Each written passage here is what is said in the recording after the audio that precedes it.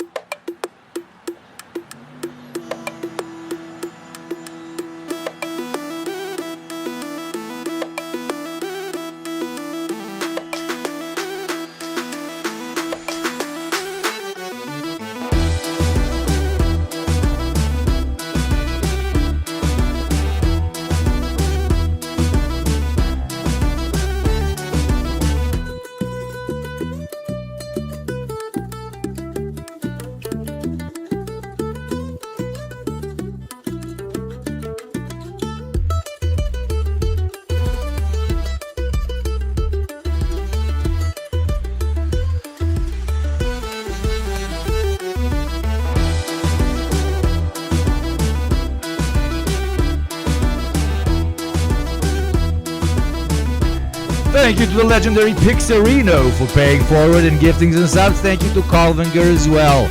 We're starting in exactly 1 minute. I'm finishing up my post. Thank you, Amira, for 1,017 bits. Jesus, Amira, thank you so kindly. I wonder what that number means, eh? Don't we all wonder what that number means as we bop on this beautiful, beautiful Friday? Hype train literally at 5. But no, seriously, thank you, Amira. Thank you, Calvinger. And thank you, Pixarino. We are starting in 1 minute, baby. Starting in 1 minute.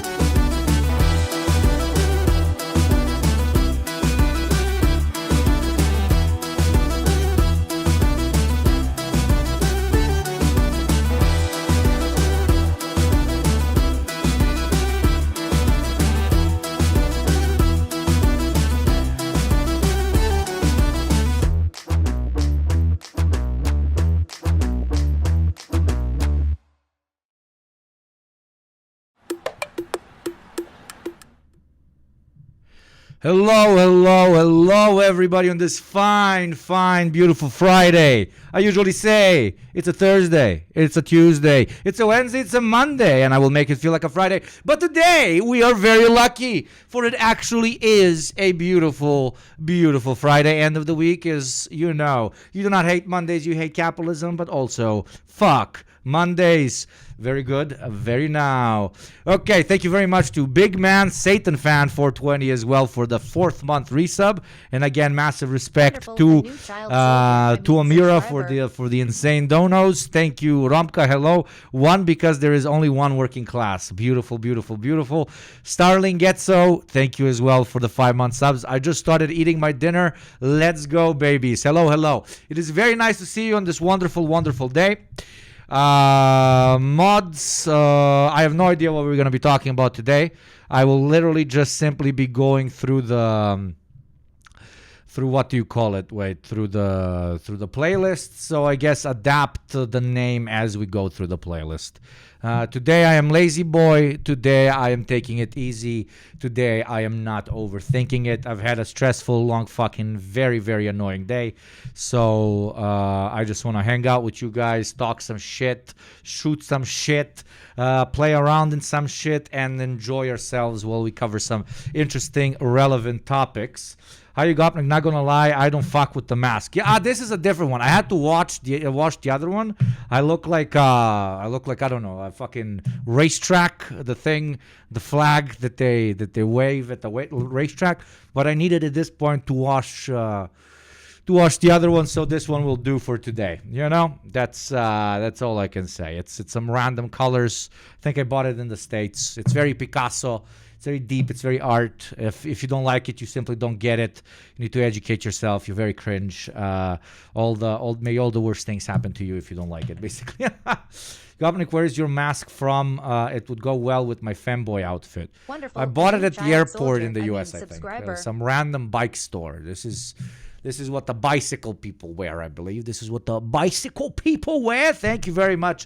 Hell Farohildis for the 7th month sub. Thank you very much. I will FW you always, Hugo. Thank you very much. Fuck with you, yeah. We should wave Yugopnik at the racetrack. If you do that, then everybody's actually going to attempt to be first. Anyways, today we're going to cover some interesting topics like maybe the Great Replacement, maybe Saudi Arabia is going sicko mode, maybe lying with statistics, how economists make stuff up. Maybe America Explained, maybe should we ban social media, but most definitely we will start as we always start with Depression Now. DepressionNow.com, brought to you by Amy Badman and the War and War Report. Let's see what the fuck is happening around the world. How many people have died? How many people have been attacked based on their ethnicity and background? How much global destruction has been caused by environmental disaster? And how close we are to the great, incredible water wars. Thank you immediately. Amira links now 833. What does that mean? Somebody help me. Is that also a communist number I am supposed to know a lot about? Hi, Yugopnik. How was your trip to the U.S.? Thank you for witnessing our downfall. You can check out some of the previous streams. I talked about it. It was fun. It was nice. I fuck with pickup trucks and your food now. Okay, that is what I've learned. Pickup truck, hit child, actually worth it because pickup truck, very, very large indeed. Okay, so we're starting with news with Depression Now, DepressionNow.com with Amy Badman and War and War Report. Thank you very much also for the, for the hype train. Hype train completed level 5, so Netanyahu's asshole is getting plowed on this fine evening. And an ad break is incoming in 1 minute and 30 seconds, but I will snooze it. Big thanks to the wonderful Amira. Anyways, 833. Anybody gonna tell me? Is that like some deep name or some shit? Did Hugo meet up with the JT? Somebody's not been following the lore. Jesus fucking Christ, dude. Update your fellow chatters. They are lost in time and space.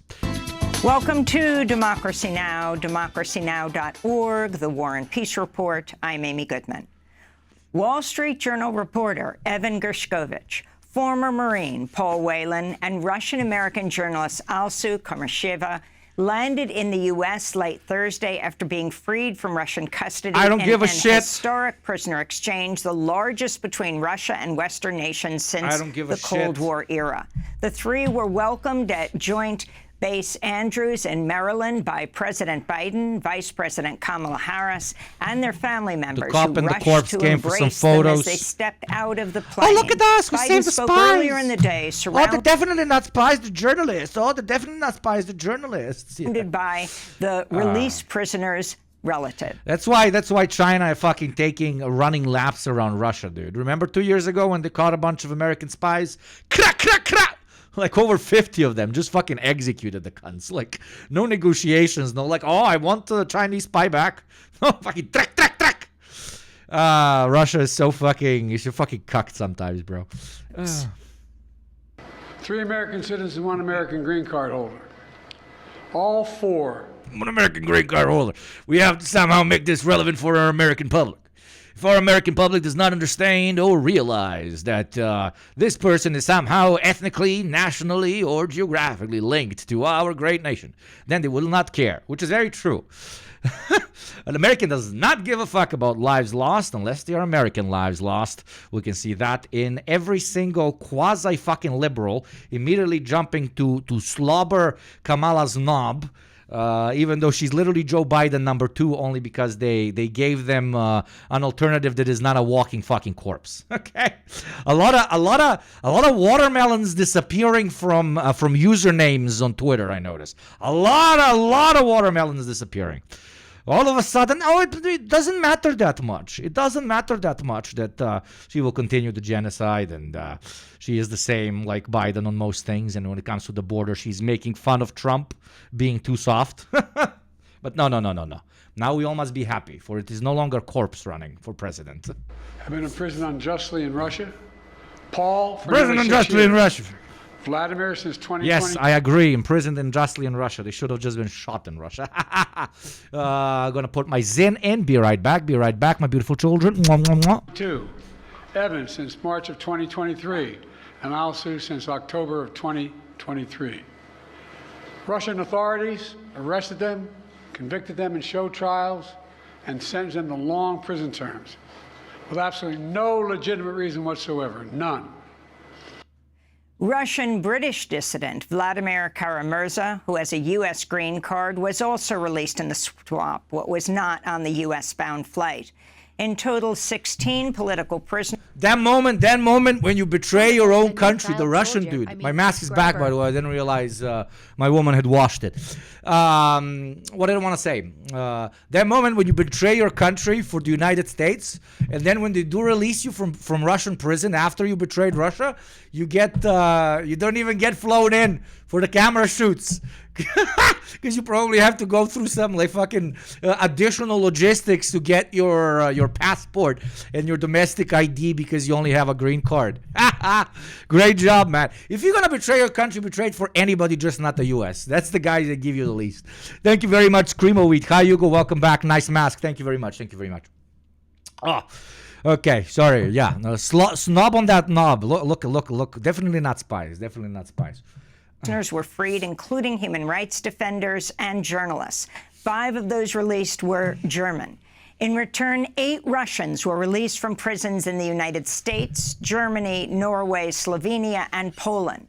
Democracy Now! Why don't you report on the Russians that are being released? Who are the Russians? Why don't you report on the so-called mock trials that those Russians went through, huh? Amy Badman, more like Amy CIA man. Among them, Vadim Krasikov, a convicted Russian assassin who is in German. Oh, but the Russian is an assassin. Russian is an assassin. They are journalists. They are very respectable journalists that are doing very respectable journalism. But the other is a Russian assassin. I am Russian assassin. She was stopped in Germany for being assassin. Very do assassins. In custody after the 2019 killing of a Chechen dissident in Berlin. We'll have more on this story later in the broadcast. We'll speak with Katrina vanden Heuvel, publisher of The Nation. Thank you very much. Thank you very much. The best name in chat. Zato što uvek when I'm watching these fucking jebene Amerikance. Danas mi je dokurčilo. Danas nisam uopšte dobro raspoložen. In Qatar. Thousands have gathered for the funeral of Hamas's assassinated political leader Ismail Haniyeh in Doha. This is Hevagazi, a mourner who's originally from Egypt. Well, he did smoke a guy here. Yeah, dude, I'm not saying he's not a fucking assassin, but or a spy. But the Americans are also fucking assassins and spies. Like, why is it always, oh my God, we saved a brave American soldiers, or we saved the brave dissidents? When it's abroad, but when it's the guys we keep in prison, then it's like, man, just send them to that island next to Cuba, man. They blast some really good metal music over there. There's some really nice toilets. Egypt. We came here today to provide more. Motherfuckers be like, oh, we care about dissident journalists. Meanwhile, only yesterday they killed 2 fucking Al Jazeera guys in Gaza with American weapons. Hey. Moral support to the Palestinian people and the Arab people, to bid farewell to the body of Ismail Haniyeh. He is considered a leader of the resistance against Israel. He was the essence of the negotiations. He was the main side of the negotiations, speaking on behalf of the resistance. His assassination has for sure assassinated the negotiations. I mean, they literally didn't kill anyone with direct military influence over the military tactics that Hamas is applying in Gaza and further. They killed the main guy that was negotiating. I hope at this point it's been 3 days. Most of you know this, but in case you don't, that's who they killed. They killed the main negotiator, okay? That is what you do when you actually want peace and not to genocide an entire local population. Protests and other gatherings are also taking place today across the Arab and Muslim world. Israel summoned Turkey's deputy ambassador after the Turkish embassy in Tel Aviv lowered its flag to half-mast in a tribute to Haniyeh. President Joe Biden said late Thursday Haniyeh's killing had not helped the situation in Gaza and the region. Meanwhile, new reports say an Israeli bomb that was smuggled into it. Yeah, look, what was the fucking way? I mean, South Park has sucked for a while to an extent, but South Park founding fathers, right? Literally this. The Americans are literally doing this, right? Wait, not here. Wait, where is the part? This. War! We cannot found a country that is afraid to fight! This. We cannot found a country based on war! We cannot found a country that is afraid to fight! Rabble! Oh, Benjamin Franklin. Benjamin Franklin. It's Mr. Franklin. Oh, Benjamin Franklin. It's Franklin. Benjamin Franklin. Mr. Franklin, where do you stand on the war issue? I believe This is exactly what the Dems have been doing the entire time with Israel. Okay, this. that if we are to form a new country, we cannot be a country that appears war-hungry and violent to the rest of the world. However, we also cannot be a country that appears weak and unwilling to fight to the rest of the world. So, what if we form a country that appears to want both? Yes, of course. We go to war and protest going to war at the same time. Right. If the people of our new country are allowed to do whatever they wish, then some will support the war and some will protest it. And that means that as a nation, we could go to war with whomever we wished, but at the same time act like we didn't want to. If we allow the people to protest what the government does, then the country will be forever blameless. It's like having your cake And eating it too. Think of it. An entire nation founded on saying one thing and doing another. And we will call that country the United States of America. There you go, man. This is pretty old. Still fucking works pretty well. God, South Park, why did you become cringe? A Tehran guest house 2 months ago, then remotely detonated on Wednesday, is to blame for Hania's death. The Hamas leader was in Tehran to attend the his house 2 months ago, then remotely detonated on Wednesday, is to blame for Hania's death. The Hamas leader was in Tehran to attend the inauguration of Iran's new president. Also in Doha, Al Jazeera journalists gathered at Whoever was the fucking intelligence detail that was supposed to sweep the fucking apartment before this, only to get immediately fucking fired. Jesus Christ, what a fucking L, man. Fucking what an L. And everybody's like over-explaining, you know, on Twitter, etc., etc. Just cope. Hardcore cope, dude. That's just a complete miss. You didn't manage to clean the fucking place properly. It's wild. the media network's headquarters to 2 months it's been there, dude. Fucking hell, man. Everybody's getting fired. condemn Israel's targeted killing of their colleagues, Ismail al-Ghul and Rami al-Rifi, while they were reporting in Gaza on Wednesday. Al Jazeera refuted Israeli claims that it targeted al-Ghul because he was a Hamas operative. Al Jazeera said the claim, quote, highlights Israel's long history of fabrications and false evidence used to cover up its heinous crimes, unquote. In Gaza, at least 15 Palestinians were killed in another Israeli strike on a school. The True Death National Convention kicked off its virtual roll call vote on Thursday. The uncommitted national movement is calling on the Democratic Party to allow Dr. Tanya Haj-Hassan, who volunteered in Gaza, to take the stage at the DNC later this month. Dr. Tanya Haj-Hassan, I love how they killed a journalist and they literally just did the meme, like, he was Hamas. Like, and at this point, everybody's like, okay. pediatric intensive care doctor, has been outspoken about the horror she witnessed treating war victims in Gaza.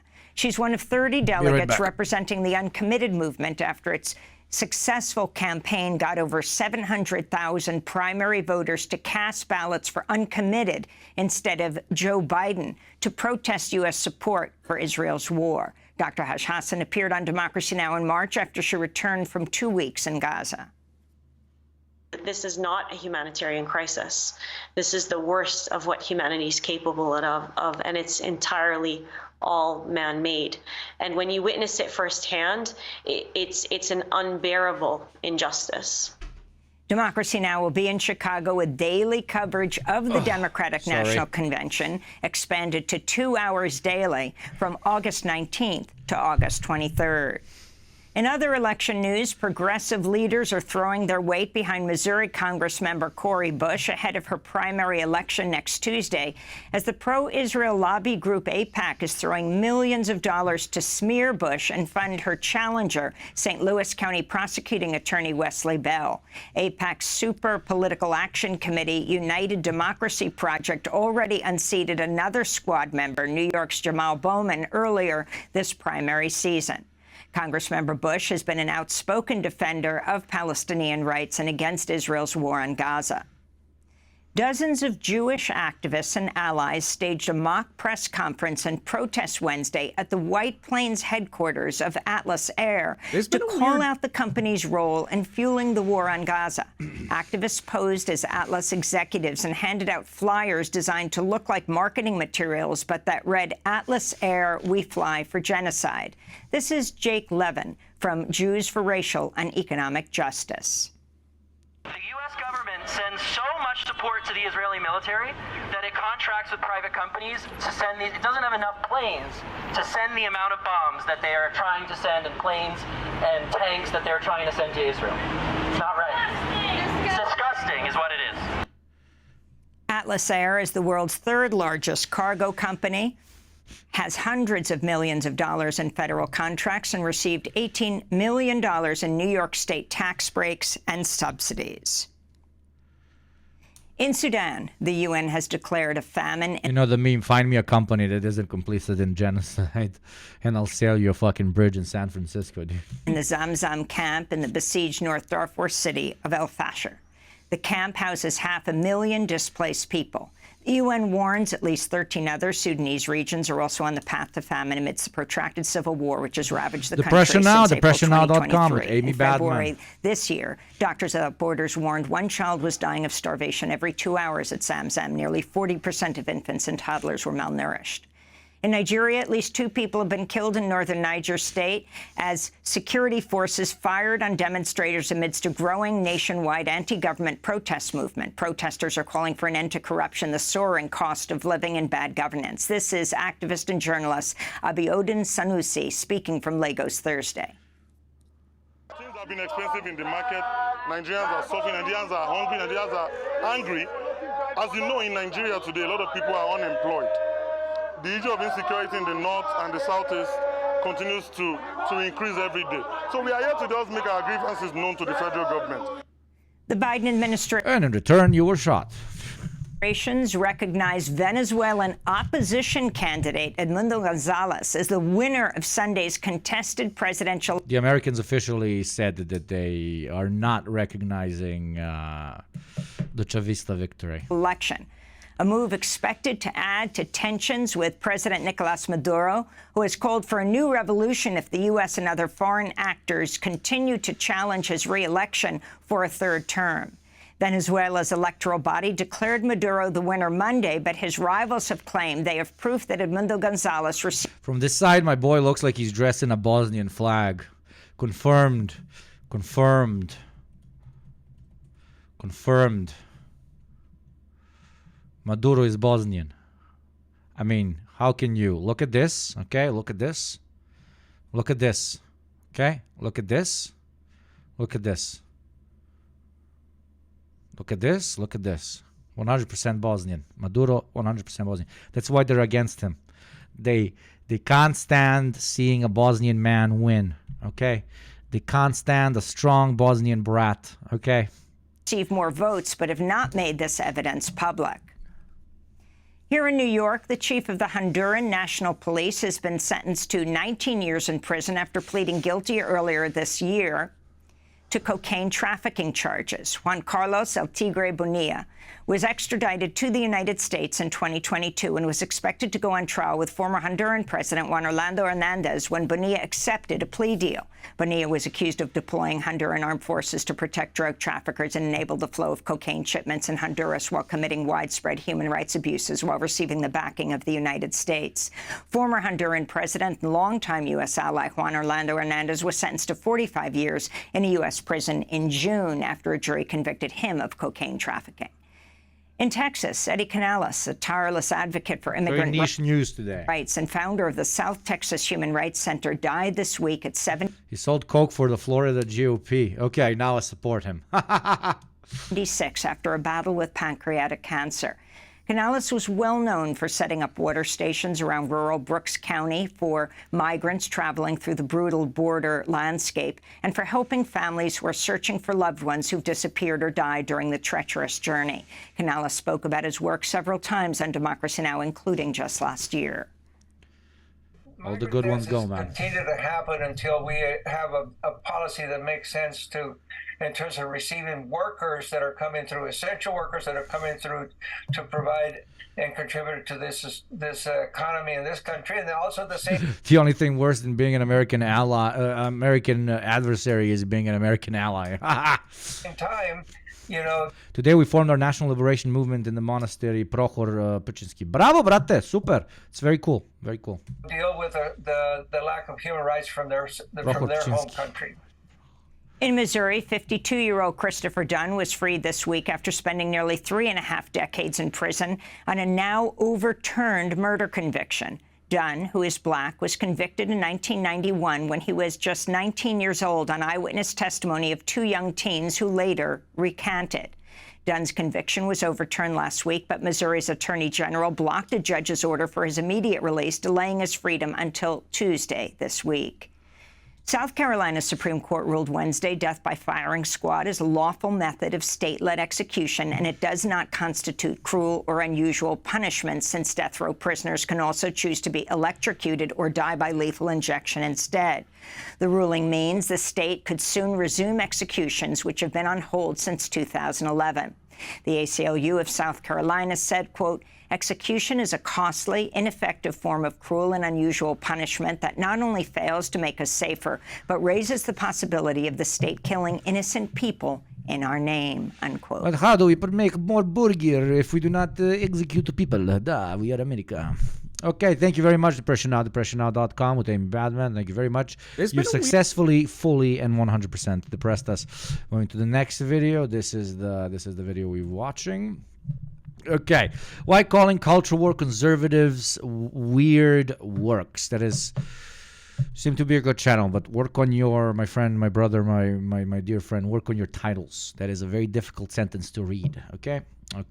Weird tone shift in politics, where a bunch of people have started calling the alt-right weird, and it's working. It is really taking the wind out of their sails. And I want to talk about why, because fucking finally, everybody was doing these fucking respectable politics for too fucking long. Respectable politics work for nobody, okay? The boomers are unhinged, the zoomers are unhinged, everybody's unhinged. We wanna see politicians calling other politicians cucks. I wanna hear them calling them insane. I wanna hear them quite literally saying, dude, you're a pedophile, you're talking about children's genitals too much, okay? That is what fucking works. That is the direction I want you all to go into, okay? I think it's important because the right has eagerly engaged in aggressive, personal political rhetoric for years. There's been like birtherism, Donald Trump mocking basically everybody he can think of, Pierre Poilievre calling everything he can think of wacko, like the endless attacks on Justin Trudeau, the F Trudeau flags everywhere. People putting stickers on the back windows of their trucks with the middle finger sticking up and saying F Trudeau. There's one of those on my street. I don't think he likes me. But since Joe Biden and... You're like Trudeau, Jesus Christ, dude. Man, dude, what the fuck? ...his candidacy for president, there's been a drastic shift. Normies shaking hands with lefties. These dudes are weird. Like, the rhetoric has been much more pointed, and the Democrats have been much more willing to take shots. Like, the progressives have labeled the culture war conservatives as weird, and it is sticking. Like, just look at this absolutely bonkers press release from the Harris campaign. This is real. Statement on 78-year-old criminal's Fox News appearance. After watching Fox News this morning, we have only one question. Is Donald Trump okay? Main takeaways. We have Trump is flustered and lashing out. When Trump wasn't lying, he was making threats. Abortion bans are good. Mail-in voting is bad. Praise dictators because he wants to be one. And my personal favorite, Trump is old and quite weird? ? Like, this is fantastic. Like, this is mixing policy. Give more jobs to the Zoomers, baby. It's awesome. Well, pointing out the obvious that Donald Trump is weird as hell. Don't you remember when he hosted the Clemson Tigers in the White House and he provided them all with fast food? Look how excited he is. This is weird as hell. And now there's a new campaign ad from the Democrats that is even more pointed. And it frames people who align themselves with the Republicans as being equally weird. Just watch this clip. Us MAGA Republicans banned abortion, but that's just the start. That's just the start. If Trump gets elected, we want the government involved in all aspects of your sex life. Way more involved. Way more involved. Pretty direct. And this is a nightmare for the Republicans, because if the label of weird sticks, it doesn't unstick. Just remember when Mike Dukakis stuck his head out of a tank, or when Howard Dean screamed. He was winning that primary clean, and then he went, yeah! I never thought of this strategy because I'm quite literally not American, and they were always insanely weird to me. But I guess it's a new... These people not knowing that they're weird is like an incredible culture shock to me, right? And then being triggered by being called weird is also kind of an intense culture shock to me, because like you spend...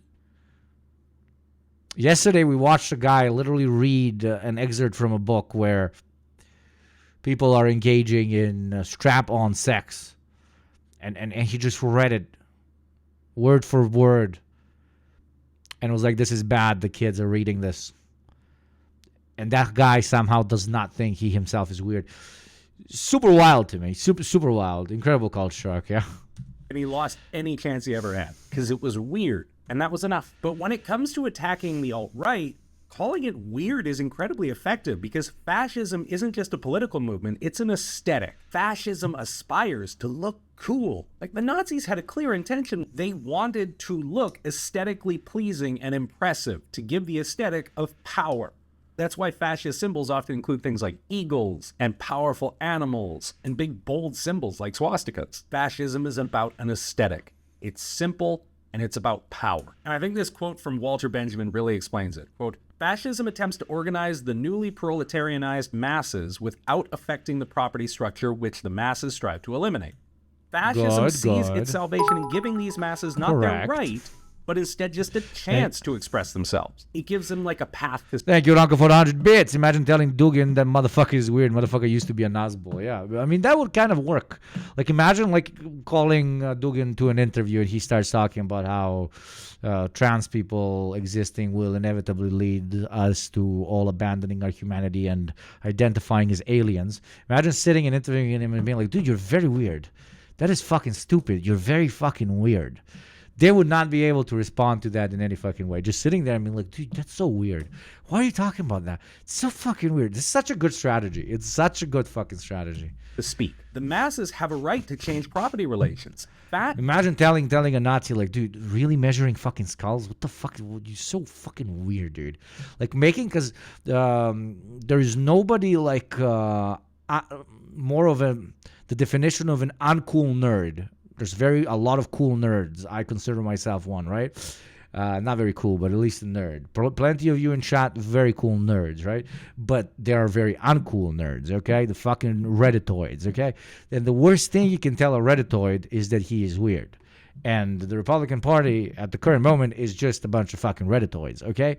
So call the Redditoids weird, and then they start understanding that, holy shit, everybody knows I'm a Redditoid, and then shit goes bad. Fascism seeks to give them an expression while preserving property, gives them an outlet while keeping things the same. The logical result of fascism is the introduction of aesthetics into political life.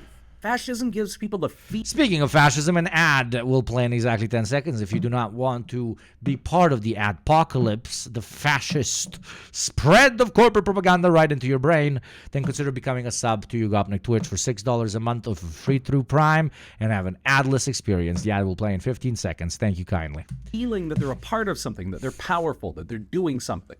It doesn't give the actual experience of it, just the appearance and feeling. Communism and leftism, on the other hand, responds by politicizing art, by bringing political meaning outside of the political sphere and to where the people are. But fascism uses designs and aesthetics to convey power. Think about SS troopers in big black trench coats with skulls on their uniforms. There's one guy, I can't remember his name, that made the first video on this topic. What was his name, man? The one guy, he made a really good video. Afterwards, like 50 other guys copied it and made like liberal versions of the video. But one guy, he made what was his name? There was like something about Nazi aesthetics. What was it? What was the guy? This Yugaupnik something. Yugopnik something. I don't know. Very Yugopink. I think it's Yugopink. Is he gay? Yugopink? What the fuck? It's meant to convey a very Balkan guy, right? Weird dude, man.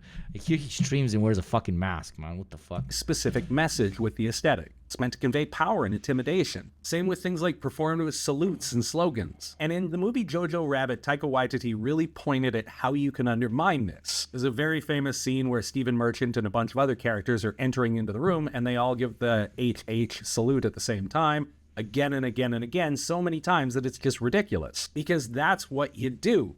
You take the aesthetic of fascism and you reduce it to how ridiculous it really is. It's a bunch of adults playing dress up. This is just a bunch of kids in As I always say, Nazism and fascism in general is D&D in real life that actually kills people. That's all it ever was. That's all it ever it will be. their treehouse clubhouse pretending like they're Don't a part of a overcomplicate club. it. And as soon as we recognize it as what it is, it falls apart. Because as soon as the veneer falls off, you can't get it back. Like, these scary fascist marchers feel a lot less threatening once you point out that they're really just on their way to a shift change at Best Buy, thus the khaki. Or if you see a bunch of people all wearing matching clothing like red hats that have given them an outlet for political expression through aesthetics. They've connected their emotion to their politics, and it only becomes ridiculous when you realize just how cheap those hats look. Honestly, it just looks like there was a good bulk deal at Crazy Bins. Should probably wash the hats first, though. And this is what's happening. The veneer is coming off. Calling them weird is working. It is sticking, because a lot of the things that they're doing and saying are weird. Yeah. Like, wanting to control people's bodies is weird. Wanting to control people's relationships is weird. Wanting to discriminate against people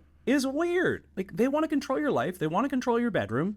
We gotta call it what it is. Weird as hell. And there's no defense when you're called weird. There's nothing you can say. Because either you say, no, I'm not, which doesn't work at all. You can assert false victimhood like Vivek Ramaswamy did in this tweet. Poor Vivek. Big ass shoes. What's a billionaire to do? I love Derek Guy. Derek Guy's a fucking beast, man. Go off the deep end, get even weirder, and prove everybody's point, like this Twitter account did. Yeah, it's really hard to tell who the weird one is in this situation. Probably not the person who made the meme. No, sir. And this is why it works, because the stuff they're doing is weird as hell, and calling it as it is sticks. It undermines the power of the fascist aesthetic. One of the main things that the Nazis censored was comedy. It was expressly forbidden to mock the party or party. But also because the right-wing politician always has to present himself as a strong man who will come and uplift everybody from the problems in which they find themselves in. He needs to be kind of like a daddy figure that none of them ever had, which most likely they didn't, because that's one of the main ways you become a fucking fascist. And it's difficult to do. It's difficult to love daddy when all your high school friends are calling your dad fucking weird, right? When everybody's like, dude, your dad is so fucking weird. It's very difficult to take your dad seriously, you know? It's one thing to be completely obsessed with your dad, and your dad tells you, oh, we should kill all the insert slur, while you respect your dad. But if all your friends convince you that your dad is exceptionally fucking weird, and he tells you, oh, we should kill insert slur, then the game really, really fucking changes. The officials in any way. And it's because they knew that if it became obvious just how ridiculous they looked, it would all fall apart. As long as the veneer of power holds, the whole thing sticks together. But as soon as that veneer starts to come away and people realize that it's just adults playing dress up, it's a lot harder to project power and authority. But this isn't a standalone answer. It's a way to undermine the aesthetic, yes, but there need to be real meaningful policy answers behind that. But challenging the... And unfortunately, those do not exist. So the strategy is completely on fucking point. Strategy is on point as fuck, but policy is just not there. They're just literally Biden on steroids. False veneer of credibility that a lot of alt-right politicians have given themselves is an important part of that, because they're weird. We got to keep calling them weird. Bunch of weirdos. You're so weirdo. You're so weirdy. You're so weirdy weird. You're so weirdy weird. I don't like you because you're weird. Yas. Okay, speaking of weird, let's talk about social media. Going to the lovely Alice Capel, dear friend of the show. Should we ban social media? I say yes, especially streaming platforms. Take every single streamer and yeet them off a bridge. I'm kidding. Yes. Alice Capel should be banned social media. Basically, guys, she's attacking you chatter super hard. She's like, should we ban that one thing that makes us feel good? I'm fucking with you. No. It's a good question. Obviously, the answer is no. But under a given context and the way it is now, we should definitely do so.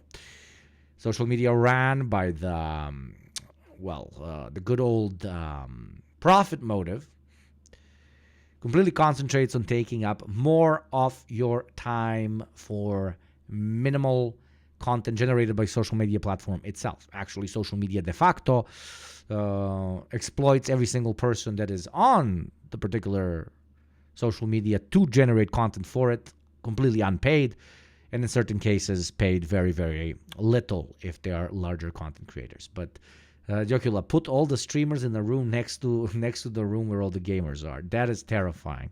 That is terrifying. That is terrifying. That genuinely is. Okay, so let's see what Alice Capel says.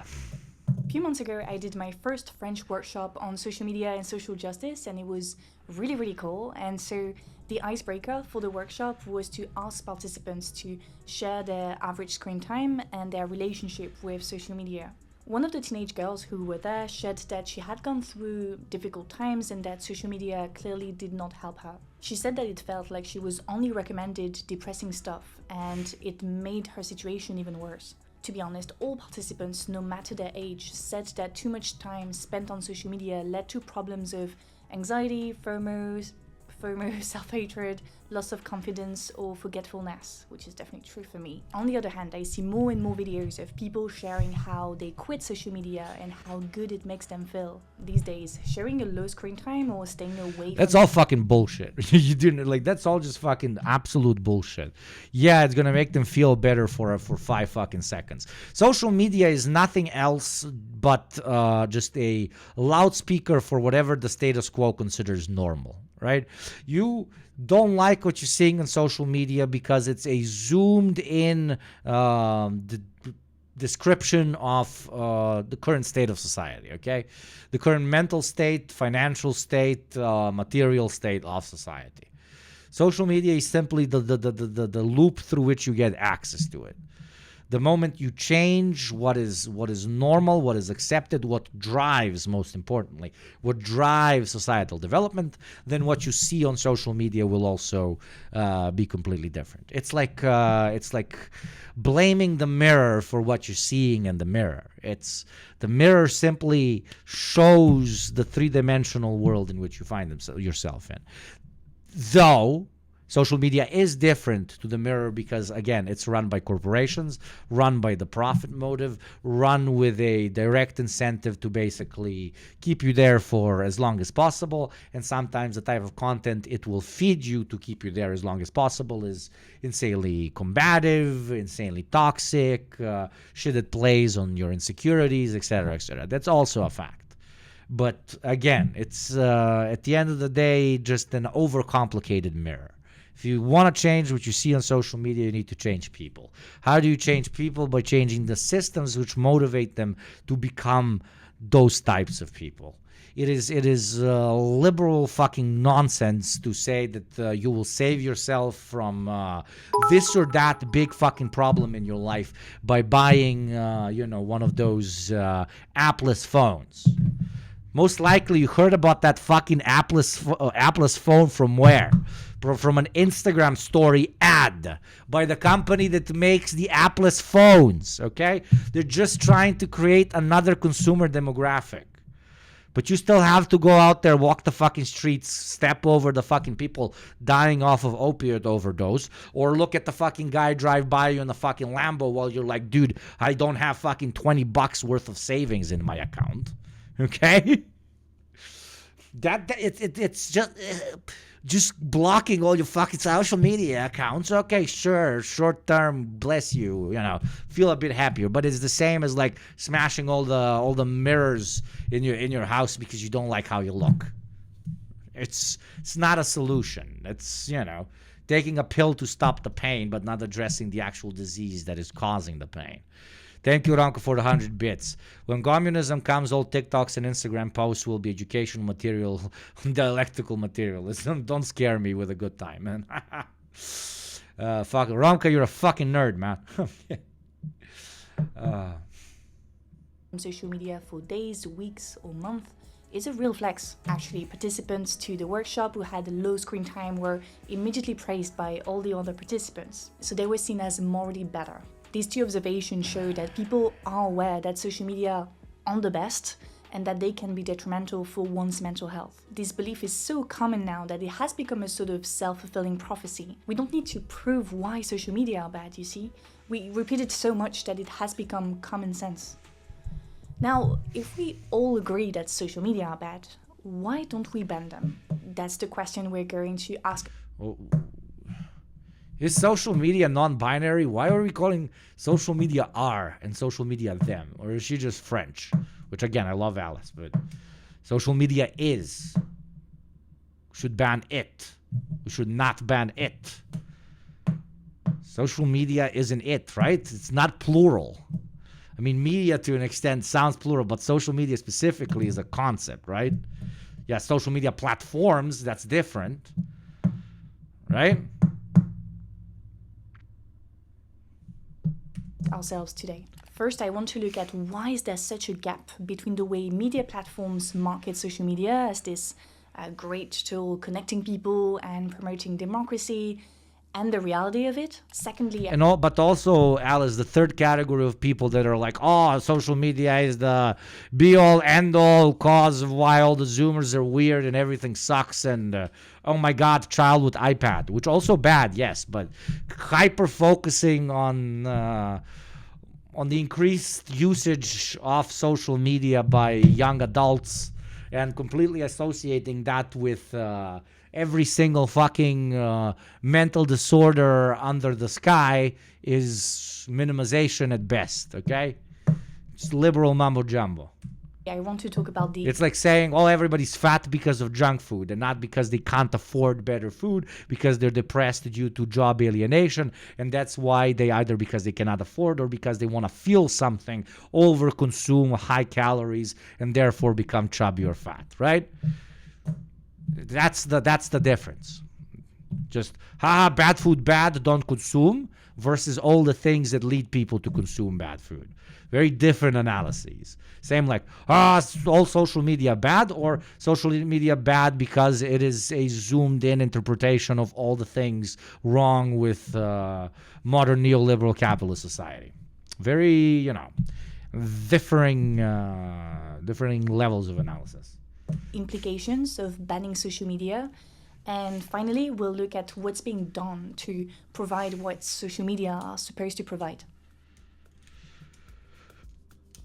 Part 1. Social media and happiness. I won't go through all the studies explaining why social media break our brains. My dad sums it up very efficiently. He says that the people who created the technology don't let their kids use it, so that says a lot, and he's right. Using social media too much can lead to bad outcomes. Social media are designed to keep you engaged on the platform and prevent you from going anywhere else but the platform. On top of that, we know that sensational, provocative, or drama content tend to do better on social media. On the other hand, analytical content with complex language and concepts doesn't perform as well. Social media remind me in many ways of corporate TV. Both depend on advertisers, which means that both have to maximize viewership at all costs. So in order to understand the role of social media, which are still rather new, we can look at what people have done with TV, which is much older. That's what we're going to do now. I've talked about my dad earlier, so now I'm going to quote my mother. But yeah, when we were young, me and my sister, my mom often told us that corporate TV was meant to numb our brains, to then sell us junk food or... This is liberal bullshit. Corporate TV was bad because it's corporate, not because a box is displaying things on it. Okay? It is bad because of the content that is shown on it. The action of showing content on a TV is not bad by itself. The Soviet Union had TV. It was very different than American TV. It's not television. It's not... I don't know. Actually, she was directly quoting Patrick Lelay, former CEO of TF1, the most watched TV channel in France, who said in 2004, quote, "We sell available human brain capacity to Coca-Cola," end of the quote. The introduction of advertisement on TV started in Europe in the 1970s.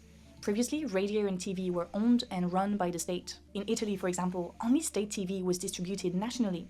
That measure allowed officials to have control over the circulation of information and kept advertisers away from TV. Locally, people could create their private TV channels with ads, but only locally. That's what the then future Prime Minister Berlusconi, a property developer, did. But he didn't stop there. He did a very smart thing, actually. He created a bunch of regional private channels with advertisements that aired the same program at the same time.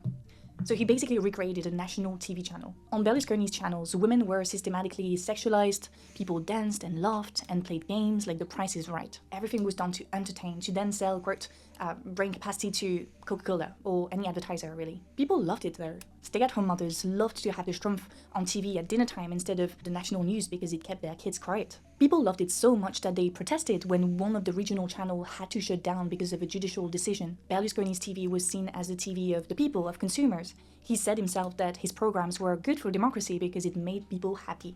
After decades of state-controlled national TV, Berlusconi's TV was... Yeah, he made Coca-Cola just television. He made snacks, but television. And he invented another product. You know, everything eventually gets commodified, and back then, state TV eventually got commodified as well and turned into a private product that can lead for profit maximization of the owners of that particular TV, which was no longer the state at the time. That is how markets eventually expand into absolutely everything. Thank you, Ronka, for the 100 bits. Soviet Empire had fake TV because communism and no freedom of speech. It can't be possible that they made as good, if not even better movies. No, not at all, my friend, of course. Of course. It was a bit of a revolution. No more boring news programs, no more old white intellectuals debating about niche topics with classical music in the background. Berlusconi's TV was based on the American dream of endless consumption and amusement. On Berlusconi's TV, people were cool, hot, and fun. As Raphael Yorka explained in his book Le Roman National des Marques, corporate TV and their advertisers replaced the state in the formation of a national identity. In the past, people generally identified to one national discourse, one history, forged by political elites. Yeah, and TV managed to, including the radio before that, not necessarily the TV, it managed to replace the book, and more importantly, it managed to replace the neighbor in how it molded the identity of those who consumed it on the daily basis. Before, you used to create your identity based on your interactions with your direct community and with through reading, quite literally, if you were lucky enough to be literate in the first place. Now, for the very first time in a while, through radio and then more intensively through TV and now on steroids through the internet, we all have equal access, to an extent, of course, to a massive industry which is directly or indirectly pushing us into this or that type of lifestyle. So while they were selling us lack of uniformity by telling us, you know, it's no longer state TV, it's no longer a bunch of boring intellectuals fucking philosophizing about bullshit. Now there's so much diversity of channels, so much diversity of social media platforms. So you have so many ways through which you can express yourself. Like, look at me, make a YouTube channel, make a Twitch channel, etc., etc. And that will directly lead to more diverse ways of life, more diverse ways of understanding the world, and more more freedom of expression to an extent. Well, that works micro, but not macro, because eventually, instead of just having one uniform society, you end up with 7 or 8 uniform societies, which still all at the same time are not that different to each other because they all subscribe to the core system which underlines it. So yeah, sure, now you have a special fucking channel on Twitter or an account that only talks to skater boys or only talks to goths or only talks to, you know, the fucking I don't know, frat boys, etc., etc. And oh my God, look at all these communities, etc., etc. But at the end of the day, all those communities are built and founded around the idea that they can be sold something. So they're not they become soulless. They become meaningless to an extent because they were only built in the first place to generate somebody capital, be it the owner of the page or the owner of the social media platform in general. So while the promise was impressive and while the results to an extent were as well, because let's be honest, we're far less uniform than we used to be in the 1950s or some fucking shit, we have also lost the soul of community or identity because it's now almost exclusively directly connected to the way we consume, right? You're no longer just what do you call it, a skater boy because you skate. No, you gotta buy these particular fucking skates, this particular brand that has marketed itself as what the current hip dudes that throw down on the beton like to wear. Same application to all other like subcultures and subgroups, etc., etc. It has just turned us all, every single one of us, into consumer demographics while making us believe that that is the true and only way for us to express ourselves. And at this point, so utterly and absolutely ingrained that questioning it kind of means questioning yourself, and that is very uncomfortable for everybody, so nobody wants to do that. And I understand that fully, right? I identify through what I wear, I identify through what I drive, I identify through what my apartment looks like. And while forever we've identified by the horse we ride, the car we drive, the apartment, etc., and the clothes on our back, we have never identified with the brands which produce those. That is the main difference. You hook yourself to basically a soulless corporation as the principal manner through which you can fulfill your identity. You basically subscribe to a subculture, which indirectly is a subscription to a brand output, and you just sit there and wait for whatever they put out, and then you put that on your body, buy that as a car, put that in your apartment, make your hair like that, make your beard like that, make your titties like that, whatever, and then you continue living your life, and you make your little TikToks, and you feel very fucking special.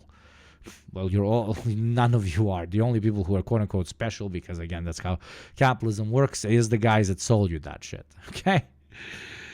They're sitting there completely bland and vanilla as fuck, on people that you would make fun of, but they just made a couple of milli off of you, okay? They're the last ones who laugh off of your fake self-perception of a custom-built identity. And obviously, yes, social media and back in the day, TV is what proliferated that extremely, under the guise and promise of some sort of liberation or whatever the fuck. Paris brisé, Paris martyrisé, mais Paris libéré, libéré par lui-même. Since the 1970s, though, ads and consumer programs have forged a new national identity, one based on individual empowerment through consumption. Don't you wish your phone could fit in here?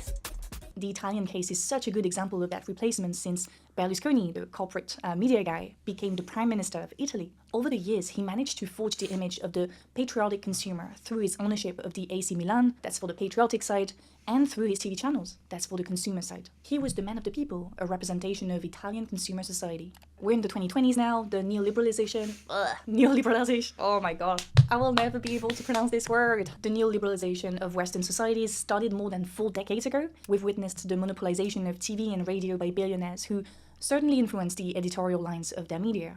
I'm not saying that they are in the head of every single journalist or show host, but they put direct or indirect pressure on boards. The suspicion around how media tycoons might influence media production grows, so the idea that corporate TV is representative of the people, aka democratic, isn't as consensual as it might have been in the 1970s. In the meantime, social media have appeared as a new form of media. Contrary to corporate TV, tech billionaires don't have as much control on what is created and shared on social media. I mean, they have power over the algorithm and they can censor content, but generally speaking, it seems like anyone can post a video online and be seen. In other words, social media are perceived as the new democratic alternative to already existing media. So to make it clear, if we had to draw a quick timeline, we have corporate TV as a democratic alternative to national TV, And then we have social media as a democratic alternative to corporate TV. Social media have often been described as a virtual forum where people get to exchange ideas, debate, or simply entertain themselves. However, just like corporate TV, social media run on ads and are designed to maximize ad profit. Even when they say that they want to improve user experience, keep in mind that user experience means more eyeballs on their ads, so it always comes back to the ads. Recently, Meta decided to remove political content from our feeds unless you activate it. I had the opportunity to confront one of their executives a few months ago and ask them in what way does this align with Meta's ideal of being a sort of public forum. And I was told, among other things, that the goal was to turn Meta into a friends and family app. The conversation did not... Basically into a boomers app. And I won't go into the drama. Meta is dying so fucking hard. It's beautiful to see, dude. Today. Anyway, that sentence, we want Meta to be the friends and family app, reminds me of the philosophy of Berlusconi. Berlusconi wanted to avoid politics on his channels. He balanced high-budget shows with games involving people who looked like your neighbor or colleague. In other words, he balanced the fairy tale with the real romanticization and relatability. Meta also wants to go back to this simple recipe, romanticization and relatability. That's why they removed political content, which includes sensational content, but also educational and news content. They want to remove things that might trigger negative emotions and replace that with good vibes only. But what does good vibes only actually mean? Similarly, when Berlusconi says he wants to make people happy, what does happiness... It means the status quo forever, bro. I love how, limit political content. What does that fucking mean? What is not political? What is not political? Me saying I'm vegan is political. Me saying I don't like bugs is political. Me saying that I will no longer cut my fucking grass in front of my fucking house is political. Picture your dog, probably political. Why do you own a dog? Are we allowed to own animals? Isn't that weird?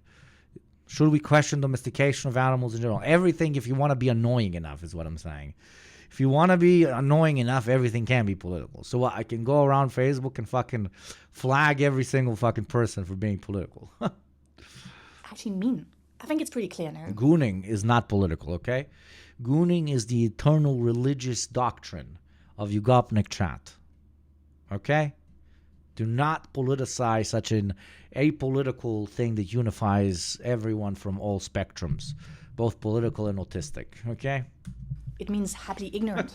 It means drawing a sparkled curtain on all the bad things happening in the world, the political things that should make you rise from your bed or couch and organize. It feels like they give you the option to remove yourself from a specific political reality. The political content button can be turned on or off. But when it's off, it means that you let them force their political reality, their vision of the world onto you. What is that vision? Well, it's the same as with Berlusconi.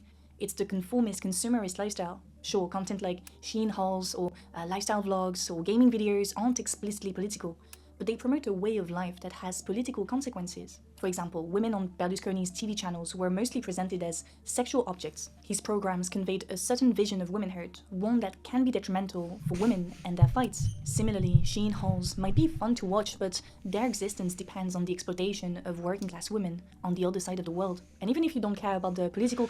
Debo, I spend all my time with my girlfriend telling her about how everything is political. She has stopped sleeping with me because I told her that she could be having better sex under another economic system, and then I'm not giving her my best because we live in a capitalist world. Debo, pa ti si debil jebote. Debo, don't do that. Debo, don't do that, please. Least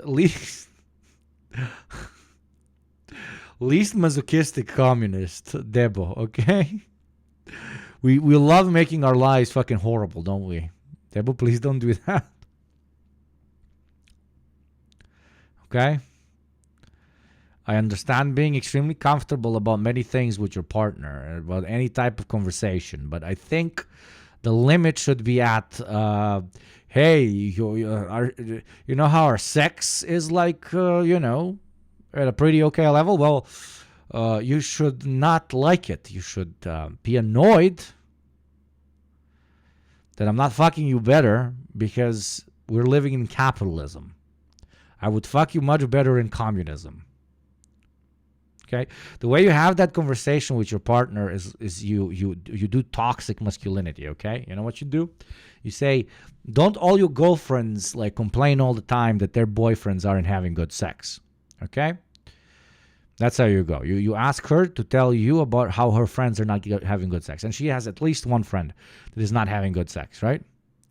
And then you tell her, well, that would improve greatly in an alternative economic model, because those boyfriends would then probably, just live a less alienated life, would not be as stressed about everything, etc., and would therefore have better sex, because they would be able to dedicate more time to higher performance in bed, right?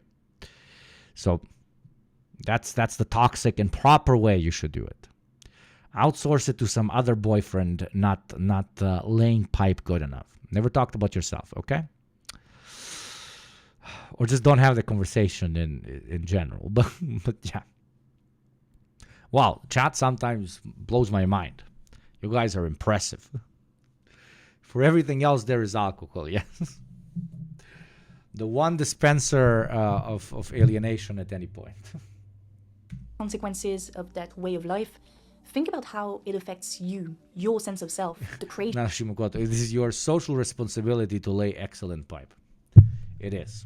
But you probably wouldn't know much about that. But it is. It is. Of meaning. Do social media really make you feel good? I don't think so. In fact, I've made a few videos arguing the contrary. The conformist, consumerist way of life is alienating, but we hold on to it. I found that clip of people protesting the closure of one of Berlusconi's. Nah, I declared my house a people's republic. So me and my girlfriend are having the better sex under communists.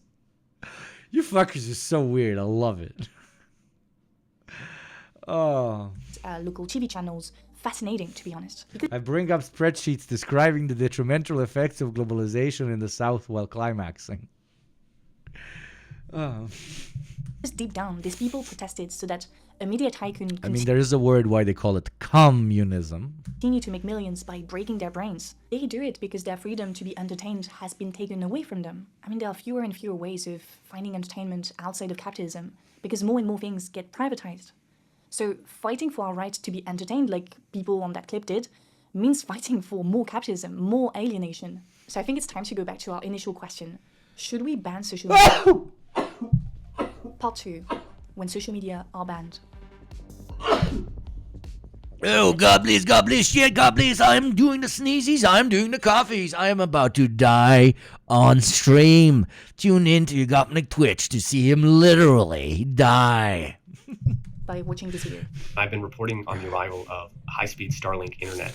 The internet was a huge hit, and people were on it all the time, so much that it became a problem for the hunting. I saw 2 very young boys. Thank you for the blessings, my swiping children. through video after video. And so what the Marubo leaders did is the internet is only on for several hours in the morning and several hours in the evening, and then all day Sunday. Under the video, I saw this comment written by Victoria. She wrote, quote, "The repercussion of this feel concerning." Then you also have your conspiracy theories on Twitter at Behind Keyframes. What was that? What was that when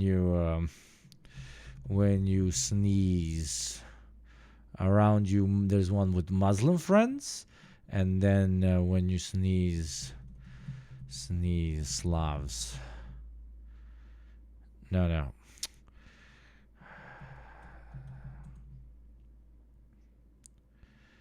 No, what the fuck? When you sneeze and there's Slavs around you, what was it? What a good day. What? No, the fuck? Man, the search bars are so bad lately. Whatever. Quote, agree, they want to track these people and kill them. I found this video quite interesting. Contrary to Western societies who've had time to adapt to new technologies, the Marubo tribe had to adapt to it in just a year. As we see in the video, both kids and adults spend so much time on social media playing games or watching football or Peach that it is disturbing the functioning of their community. The message of the video is pretty clear. Social media are not only bad for one's mental health, they are also dangerous. The video is super effective at delivering this message because the roles are very clearly distributed. the MADURO represents tradition, authenticity, whereas phones represent modern anxieties around technology, a fear that they could lead to societal collapse. The small size of the MADURO tribe makes their potential disappearance easier to imagine, but the viewer can automatically draw parallels between the MADURO and Western societies. I'm not surprised that Victoria's comment was top comment. It reflects the anxieties of someone who probably lives in the global north, so someone who's developed a lot of fair skepticism towards social media. This video is similar to other sensational videos of babies who can't turn a page of the book, kids scrolling in their sleep, teenagers having to check their phones all the time, Zoomers or when adults they getting want into to take a photo, that is still a shock to me. They don't do this. Zoomers, when they want to take a photo, they don't do this, they do this. That is fucking wild, or they do this. That was weird. That's when I felt old. Accidents because of Pokemon Go. They reflect legitimate concerns about the impact of social media on people and society. That was my part one. But the fact that they are sensational means that they primarily trigger a strong emotional response, fear. Fear can be paralyzing and counterproductive.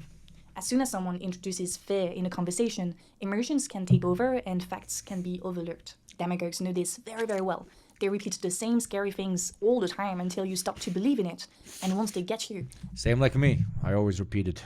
Short people evil. they know they can move to the next step and have your fear-driven support. We've seen it during COVID, we've seen it in France 10 years ago with the series of terrorist attacks. When people are fearful, they are more likely to give up on certain liberties or accept authoritarian measures. Actually, I think the idea to make this video came to me when I saw that Jordan Bardella, the new star of the French far-right, announced that if the National Rally won the parliamentary elections, he would prohibit smartphones in schools. The far-right is known for its demagogic measures, agitating people's Yeah, it is classic fucking right populism, man. fears, and the measure on smartphone is for me a good example of that. Taps into the suspicion and fear people have towards social media to restrict the liberties of a group of people. So you see the process here. First, we have something rather new, then someone introduces fear around that rather new thing, then people start to fear the thing, and then those who control the fear narrative can respond to it with restrictive... Exactly. Beautiful analysis, Alice. Absolutely, absolutely. And that's reactionary mentality. They're not looking at the underlying systematic reasons for why this thing, be it corporate TV or social media, becomes corrupted. They only see the thing as something that exists outside of material influence. And they call it bad because it is de facto bad, because they don't need to explain anything, because, you know, they're talking to people without class consciousness and you don't need to explain anything to them because they jump at the first explanation of why their life isn't going well, okay? Because they're weak. They don't have class consciousness. And then you hyper-focus everybody against that particular thing. It can be the Jew, it can be social media, it can be the Palestinian, it can be the vaccine, right? And that is the strength of reactionary mentality and the reactionary fervor, because it can direct at anything. Oh, painting walls gray is now bad. And if you convince enough people, then they'll all start fucking shooting people that have gray walls. measures. The TikTok ban in the US is another good example of this. Establishment politicians explained that TikTok could be a Chinese propaganda tool. In other places around the world, officials go as far as shutting down social media altogether. In New Caledonia, Macron shut down the internet to prevent rebels from organizing the resistance. He also threatened to block social media during the protest following the murder of Nael by a police officer for the same reasons. During what is called the Arab Spring, Egypt and Tunisia also shut down the internet. Same with Indonesia in 2019. Speaking of massive shutdowns, in exactly 1 minute, the authoritarian state and the great Marshal Jeff Bezos in 1 minute shall come to this incredible freedom-inducing channel and propagandize you with capitalist dogma, also known as advertising. Reject this false messiah and embrace me, the true one, for $6 a month or for free through Prime, like Amira just did with 5 gift subs. You do not want to listen to the false prophet Jeff Bezos and his Albanian advertising. Concentrate on my Slavic, beautiful lies, truths about capitalism being bad instead. Thank you. Ad plays in 20 seconds. And thank you very, very much, Amira. Thank you very, very much. During the riots in Papua, India did the same thing with Kashmir the same year. Algeria does the same thing during the end of the year exams. Russia does that as well to facilitate state propaganda. Turkey did the same thing with the Gezi Park protest, and in many other occasions, to be honest. Same in Bangladesh with the student protests turning into a mass movement. This is happening right now. They started as peaceful protests against the reintroduction of quotas for all government jobs, meaning that 30% of those jobs would go to descendants of... I call it Albanian because it's Bezossi. Like, Bezossi just sounds Albanian to me. I don't know. Jeff Bezossi. Those who the fought weakest in the Albanian, Jeff Bezos. 1971 War of Independence. Students didn't like that because they are already struggling financially and unemployment is high, so the reintroduction of quotas means fewer chances of landing a stable job. The government shut down the internet for 10 days, but they also used what UN Human Rights Chief Volker Turk qualified as horrific violence against the protesters. The list goes on. So, from what I see, people who choose to ban social media tend to do it for authoritarian purposes or to restrict civil liberties. It is precisely the freedom to communicate and organize that those governments target. They benefit from the belief that social media are a threat to nations' integrity to mitigate opposition. Oh shit, it still says July, man. I'm such a bad fucking streamer. I was away for so fucking long. Wait. Manage, where was it? Raid, no, manage goals. Okay, let's end this one. And then write. Total subs. Okay, August sub goal. There we go. Okay, is it fixed now? Okay, thank you, beautiful, what do you call it? What does it say? 1019. I guess 1019. Thank you, beautiful chatter, for telling me that. Okay. Never fully disappears, though. People protest when liberties are taken away from them. In times of shock, like when the state threatened to take away Berlusconi's local channel, people mobilized to keep their freedoms. Well, it's the same thing when social media gets shut down.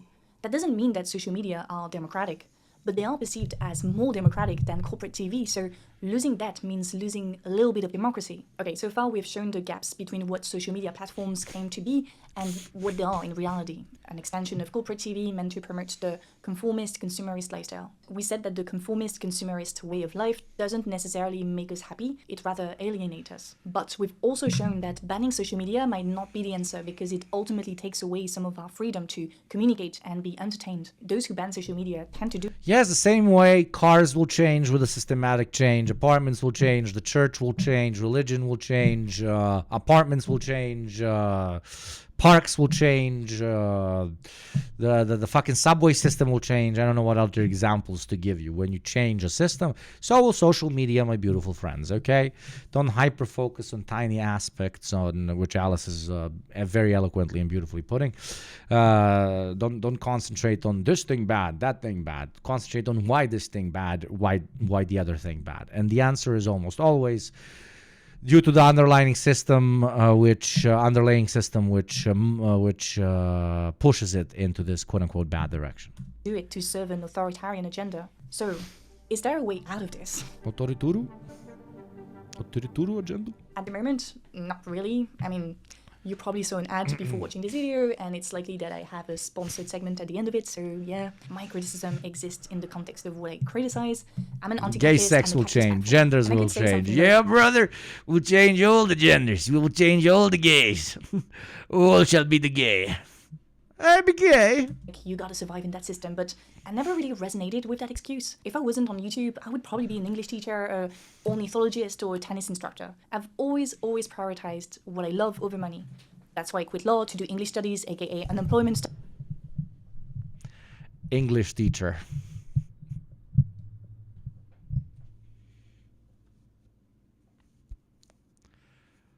Press X for doubt. Sorry, you gotta fuck around a bit. Studies. But yeah, I'm very lucky that now I'm in a position where I do something I'm passionate about and I'm financially comfortable. The reason why I'm here though is because that's where people are. If I have a message to share, I go where people are. And I make sure I use all the tools available to be as effective as possible in sharing that message. Independent media like this channel, in a way, branch out of the timeline I made earlier. You remember? With State TV and... Devil, dox yourself, please. I don't need to. Just go to your mom's bedroom and you'll find me there. and corporate TV and then... I'm fucking with you, Devil. Jesus Christ. Devil's getting bullied today a lot. Social media. We create bridges. She's the best English speaker in France. Towards... Her English is absolutely phenomenal. I'm not fucking with Alice here, but come on. You have to throw some dirt at the French. They love it. They love dirt. Alternative ways of living, being, and thinking. It's not revolutionary, it's true, but it's a way out of the path to alienation. As I said earlier, entertainment is increasingly privatized, and we can't let that happen.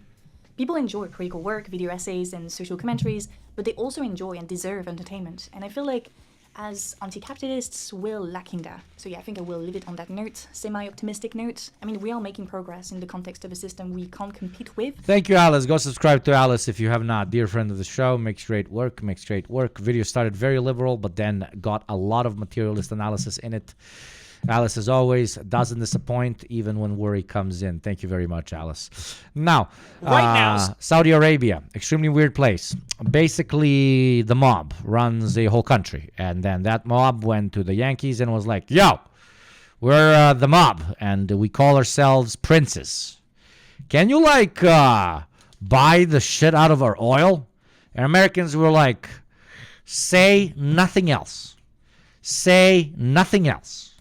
How much per barrel and how many can you deliver? Okay? Saudi Arabia is like, okay, baby. Let's fucking go, baby.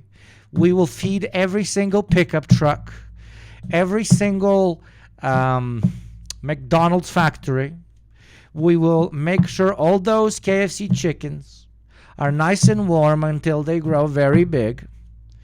Back when I was president, all the chickens were very big. Now all the chickens are small.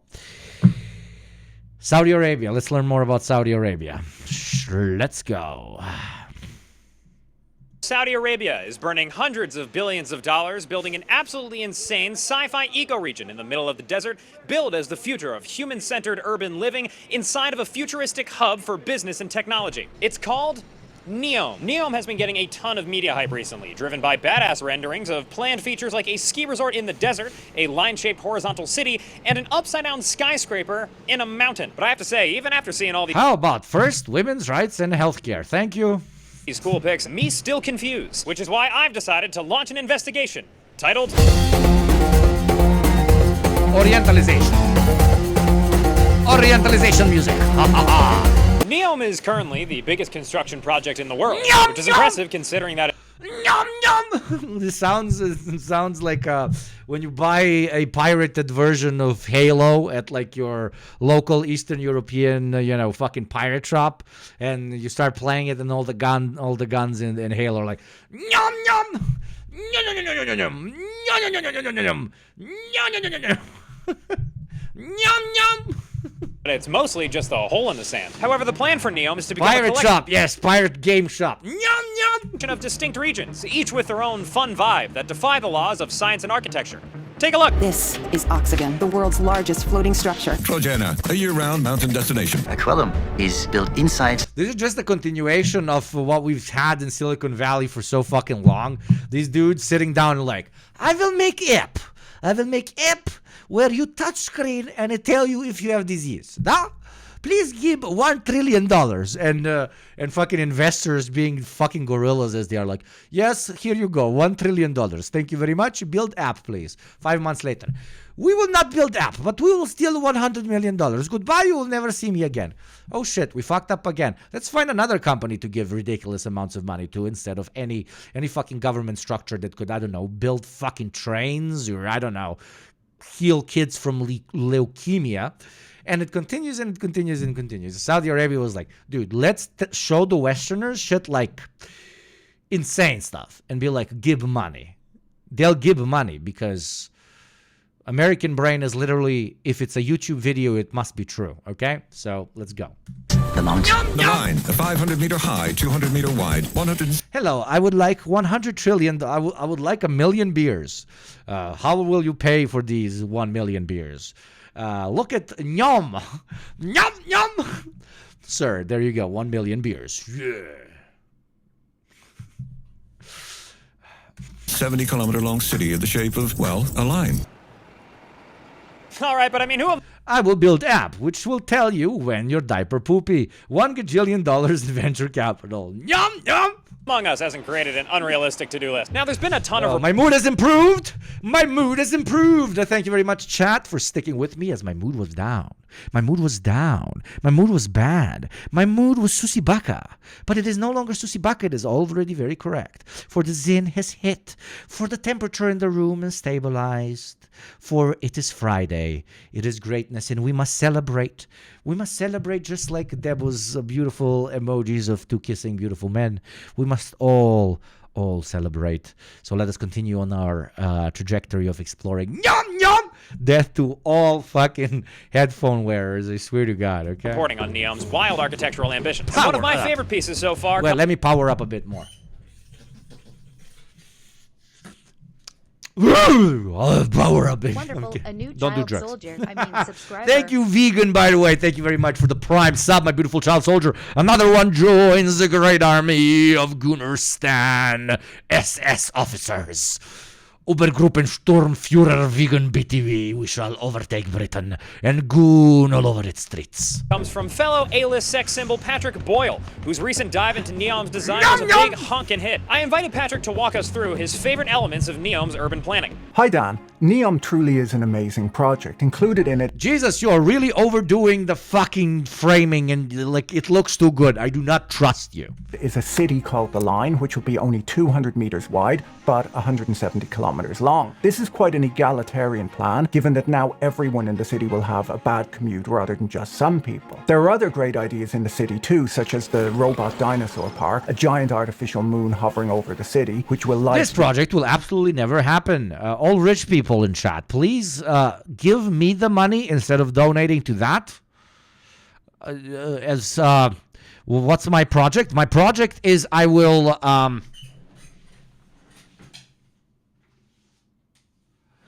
I will take all of these packets of nicotine pouches and I will put them like this for like 1 billion kilometers, and it will be a city for all the rats.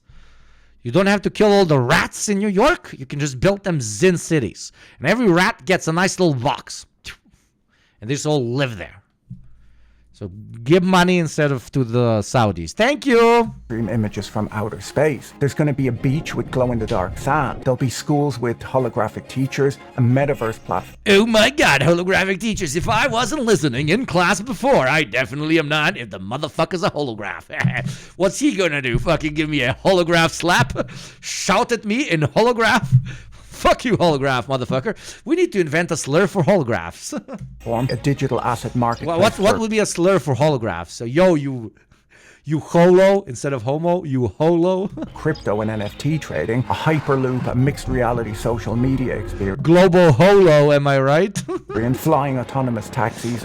This is the global holo agenda. A hyperloop, a mixed reality social media experience. Flying autonomous. Words, please give money. Words, we are using words, please give money.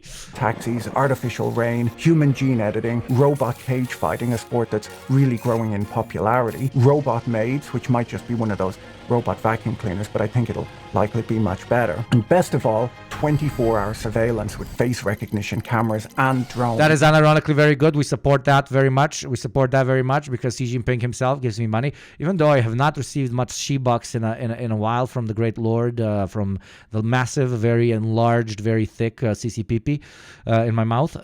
But still, that is very good because She-bucks, thank you. Along with AI-powered healthcare systems and judiciary systems. But love from Singapore. Love to you, the fresh onion. Thank you very much. For me, it'll be... I love how you're joining the chat right as I'm like, yes, the CCPP in my mouth, and you're in Singapore. Huh? All about the robot cage fighting and the giant artificial moon. You just can't get that stuff in places like London or New York. Hell, half of the time, I can't even hail a carbon-neutral flying autonomous taxi around here. Neom is clearly the place to be. Back to you, Dan. Righto! Thanks, Patty. But why build all of these robot dinosaur parks and glow-in-the-dark beaches like you're a Middle Eastern Walt Disney on trucker meth? Neom is the brainchild. Because I love trucker meth. And fuck you, white man in shirt. Why you being Orientalist? We like skiing in the desert, motherfucker. Of Saudi Arabian crown. Hey, kill all the protester guys that say us collaborating with America is treasonous. Yes, yeah. Oh, yes, we will proceed to say what Israel does in Palestine very bad, but we'll proceed not to do anything about it. Yes, what's next? Yes, we're a mob. We're a mob-run country. We are not actually royalty, even though royalty as a concept is also basically a bunch of guys sitting down with other people who sat down previous to that with other guys who happen to be royalty and said, yo, can you guys agree that we are royalty? Oh, you agree that we are royalty? Okay, we're royalty now. We're no longer a mob. Now we are a royal family.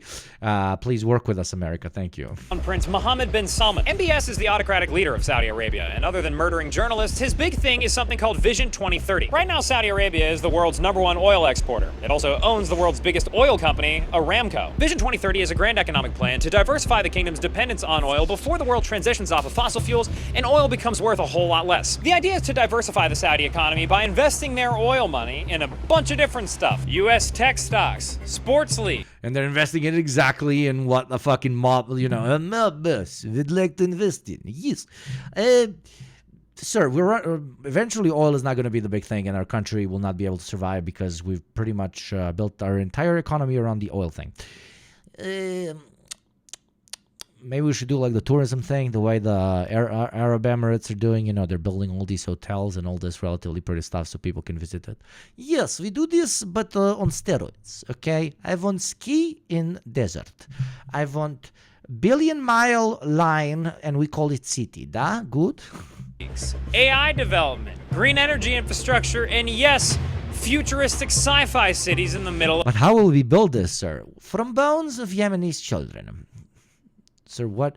Bones of Yemenis children. We have many of those, yes? So we build great infrastructure from bones of Yemenis children. Yemenis children, you know how construction, it can be like train line, but from bones. Sir, you have problem with this? You shot in head? No, I have no problem with this. Okay, gather all the Yemeni children bones. Let us build train track. Yes, da. Thank you, Kawaii Sakana, for the second month sub, my beautiful child soldier. Thank you very much. Of the desert, and this is yes, I'm doing the Russian accent because it would be ridiculously racist for me to do the Arab accent. Okay, thank you. This is all with the goal of creating a vibrant, thriving economy where reduce, reuse, recycle. Use the bones of the children of your enemies to build your super cities of the future. Saudi Arabia 2030. Tourists will flock and foreign corporations will want to set up shop for decades to come. Now, NEOM is the keystone to this plan, and MBS hopes that his G-fueled sand Atlantis will follow in the footsteps of places like Dubai and Singapore. Non-democratic city-states without much land or resources, but whose rulers turn them into zones with business-friendly laws so that foreign investment will flow in. Literally New York. Literally, you're recording from New York. Let's hear that again. In Singapore, non-democratic city-states without much land or resources, but whose rulers turn them into zones with business-friendly laws so that foreign investment will flow in. New York. New York. Thank you. If you look at a place like Dubai or Saudi Arabia, or to a lesser extent, Singapore or China, Hong Kong. These are all places that are actually non-democratic forms of capitalism. Quinn Slobodian is an author and historian whose latest book, Crack Up Capitalism, argues that when it comes to capitalism... Monaco, Monte Carlo. But now it's when the Asians and the Arabs are doing it, that's when we hyper-focus on their particular experiments. Wah, wah, wah, wah, wah. Instead of countries, there's another increasingly important way to understand how the world is organized. A patchwork of other increasingly... Crack up capitalism, market radicals, and the dream of a world without democracy. I guess kind of based, probably. He's like, market's bad. If anybody says market's bad, I'm immediately like, take out that schlong. I am fucking lubing that shit up right now, okay? That's good enough for my let's do less infighting ass, okay? Really important way to understand how the world is organized. A patchwork of small economic zones that money moves through, where democratic politics don't matter as much as corporate-friendly laws and invest... But then you have to go ahead and use these liberal terminologies that absolutely mean nothing in the modern context. So, what is the... Okay, whatever. To returns. They are also the places that have been some of the most high-performing, high-growth, high-revenue-producing parts of the world in the last several decades. And they are looked at with greater and greater admiration and envy by some people on the conservative right. When MBS sold NEOM as part of this big Vision 2030, we're going to sort of kickstart a move away from oil dependence in Saudi Arabia. One of the things he said that was kind of the most striking is we're going to build this. But they're so fucking late. The Emiratis did this in Dubai and Abu Dhabi. I've been to Dubai and Abu Dhabi. But if these guys, I've been there 10 years ago. These guys have done it like 25 years ago. Saudi Arabia has been riding that fucking oil coke high so fucking hard. It's 2024. It's kind of late. Like, you guys have... Nobody's going for tourism to Saudi Arabia, okay? You're not passing the vibe check, bro, okay? Maybe some crypto dudes, okay? Maybe some crypto dudes will go to Saudi Arabia for a vacation. But there's no way you're fixing that fucking lack of vibe check, okay? Ever. Okay? Unless your brothers from America help with a bit of cleanup, if you know what I mean. It's a new city, and it's going to be a totally private city. Get it? They don't pass the vibration check because vibrators are illegal. I'm so funny, man. That city is none other than The Line, which you'll recall is that horizontal, sprawling megalopolis. You're going to be able to invest in NEOM where The Line exists like a company. It'll also be a free trade zone with its own set of bespoke laws completely separate from the Kingdom of Saudi Arabia, which is attractive for global investors who are generally super horny for things like free trade zones and tax havens, and generally not so horny for things like Sharia-based legal systems. This is sort of one of these ideologies that's kind of on the rise, whether a total privatization of all state services from security to health to border to arbitration and contract could all be somehow done by private service providers, something that previously had been in the realm of science fiction. That's right, everybody. Science fiction business cities with CEOs instead of mayors and legal systems that prioritize investor interests instead of democratic rights are here.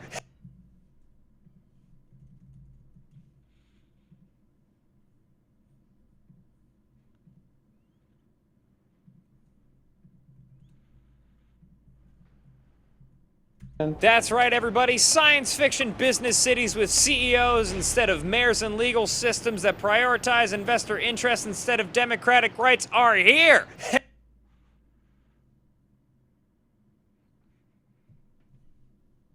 No comment. Hell to the fuck yeah. And it's not just NEOM. Cities with private governments embodying the movement Quinn writes about are starting to happen in reality years after being just a fringe libertarian idea. Like in Honduras, where a group of investors and venture capital firms, including Peter Thiel and Mark Andreessen, have created a private city and special... But yes, it can always get worse. Welcome to YugopnikTwitch, where everything can always get much fucking worse. And it will. They will own land. They will have private militaries. They will have automated armies. They will have state range military equipment. They will have tanks. They will have military planes. They will have their own airports. They will have their own passports. They will have their own so-called, free tariff zones. All the maps you played in Far Cry, right? Those will exist. Like, everywhere. In the long term. You guys are not idiots. You do know that. But it's super interesting that it will most likely happen within our own lifetime. So now, buy as much Amazon stock, buy as much Google stock, and buy as much Apple stock, for that will allow you a potential citizenship in the great corporate cities of the future. Another corporate city of the future, which I guarantee myself, is a Yugopnik city. The only way to guarantee a passport in the Yugopnik city is by becoming something different than a disgusting fucking ad watcher. Like the ad that is going to play in exactly 1 minute and 30 seconds. If you watch fucking ads, you will not be allowed in the megalopolis of Yugopnik City under the CEO and President Yugopnik. But I have a solution for you. For as little as $6 a month, or even free, through Prime, our allied Amazon CEO state, you will be allowed in forever.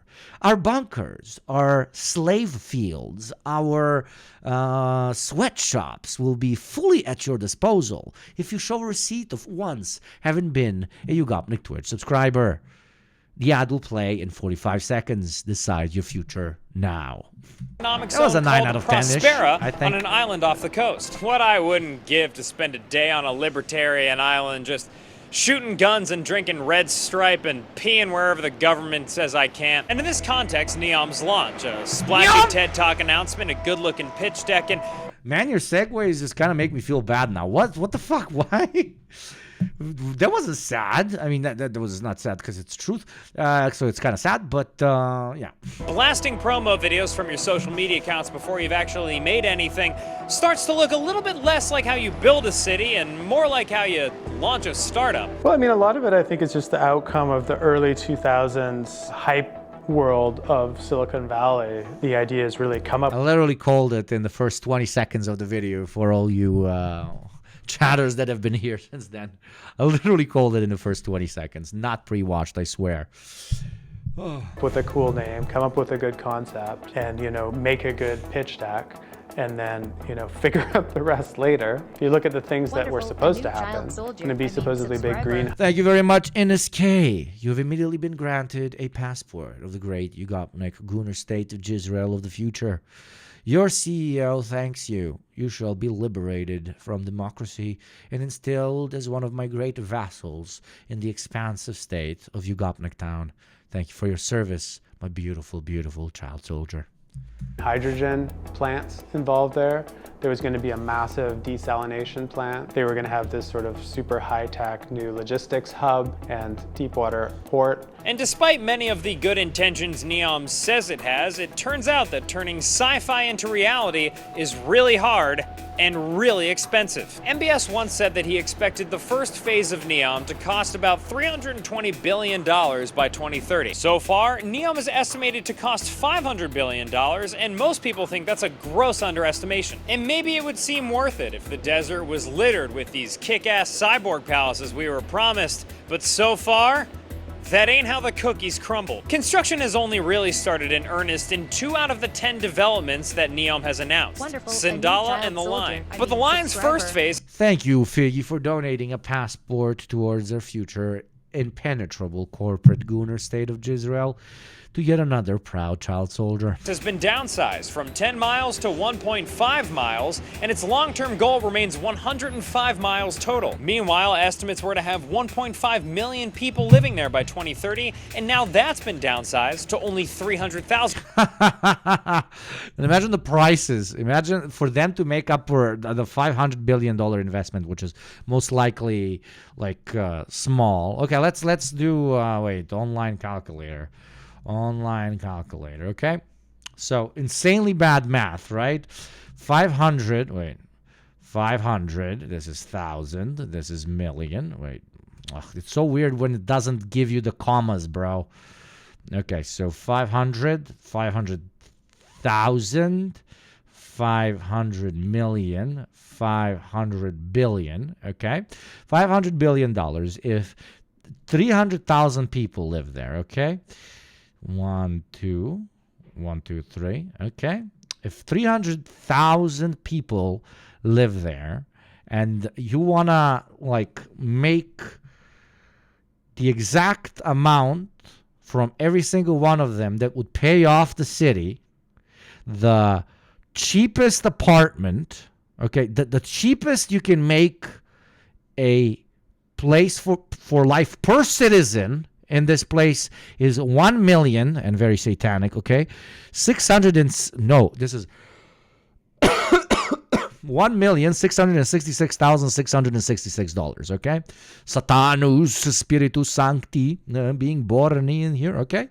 This is how much the cheapest apartment per person needs to cost if you want to make this project worthwhile, okay?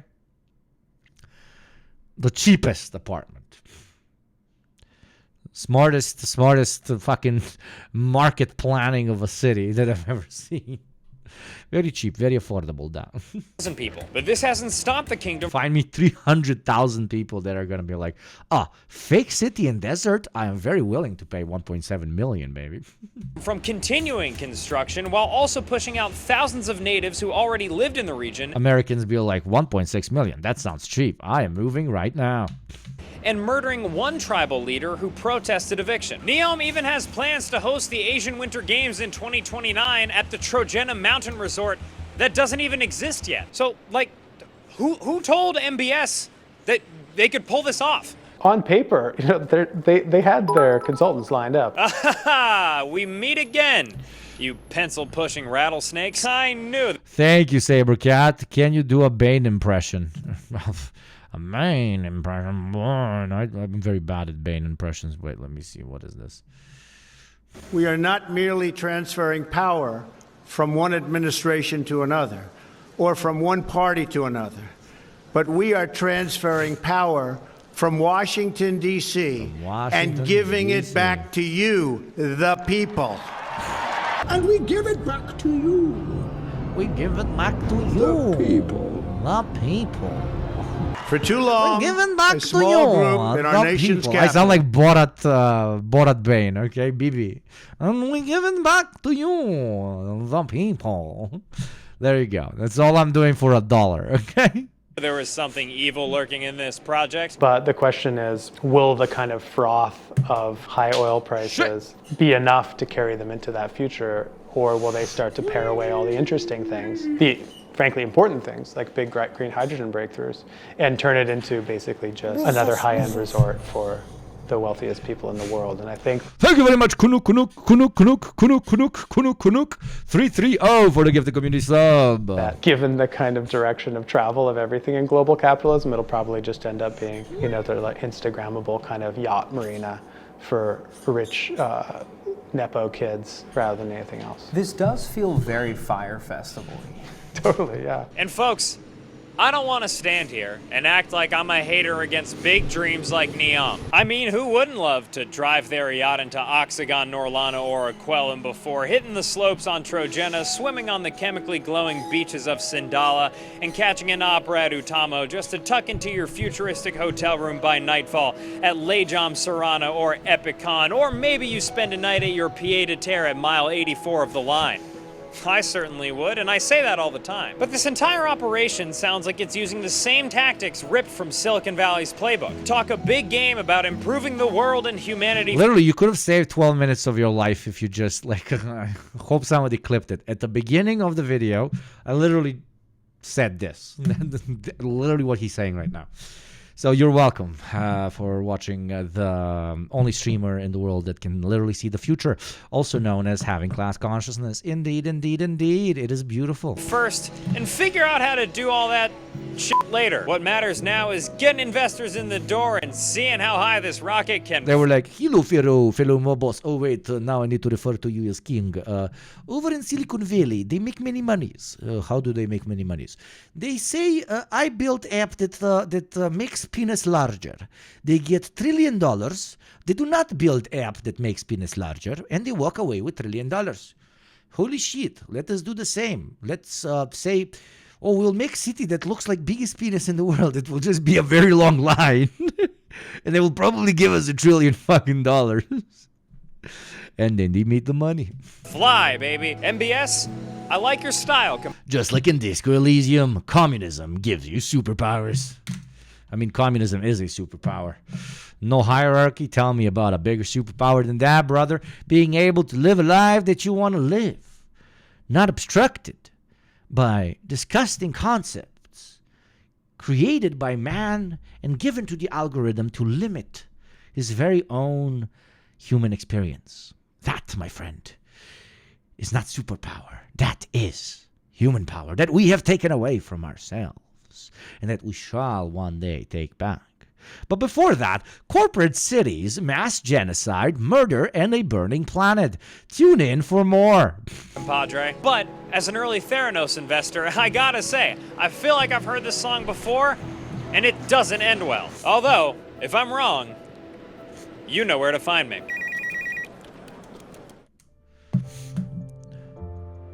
Bother Mr. Govnik, can you confirm my application so I can join the Discord? Thanks, Chief. Yeah, I confirm. Are the mods not accepting people? I will break their fucking legs. Now, my beautiful Twitch mods, I will never do violence upon them.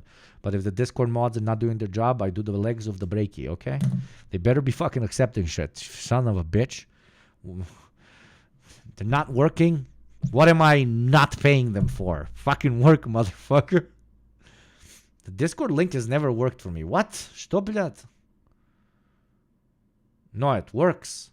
It works, brother. Susie, it works. When you write !Discord, it works. Now I sound like Bane. Indeed, indeed. Hurdur. Okay. Wait, did this guy interview the Pete Buddha Gigi? Pete Buddha Gigi? Pete Buddha Jaja? Pete Buddha Juju? Pete Buddha Boo Boo Boo Boo? Pete Buddha Bada Bada? Pete Buddha Gij? Pete Buddha Gig? Pete Buddha Gigi Gig? Pete Buddha Rada Dada? I mean, he did, but I don't give a fuck. I kind of don't give a shit. I kind of don't want to watch this. Do you guys really want to watch this? Because I don't want to. I don't want to watch that. I don't want to. I want to watch that. It kind of looks like shit. Kind of looks like shit. Thank you. Nah, thank you very much. America. Instead, let's watch Geobold. Very annoying guy, but sometimes really funny. Sometimes pretty funny. So, America Explained, which will basically give me a way to just piss on Americans, which will probably, which is a party, okay? It is Friday, so this is gonna be a party as fuck, okay? Would you like if I just stream like this all the time? Like always, just whispering? I think my boobs aren't big enough for me to pull this off, but... The blessed, respected...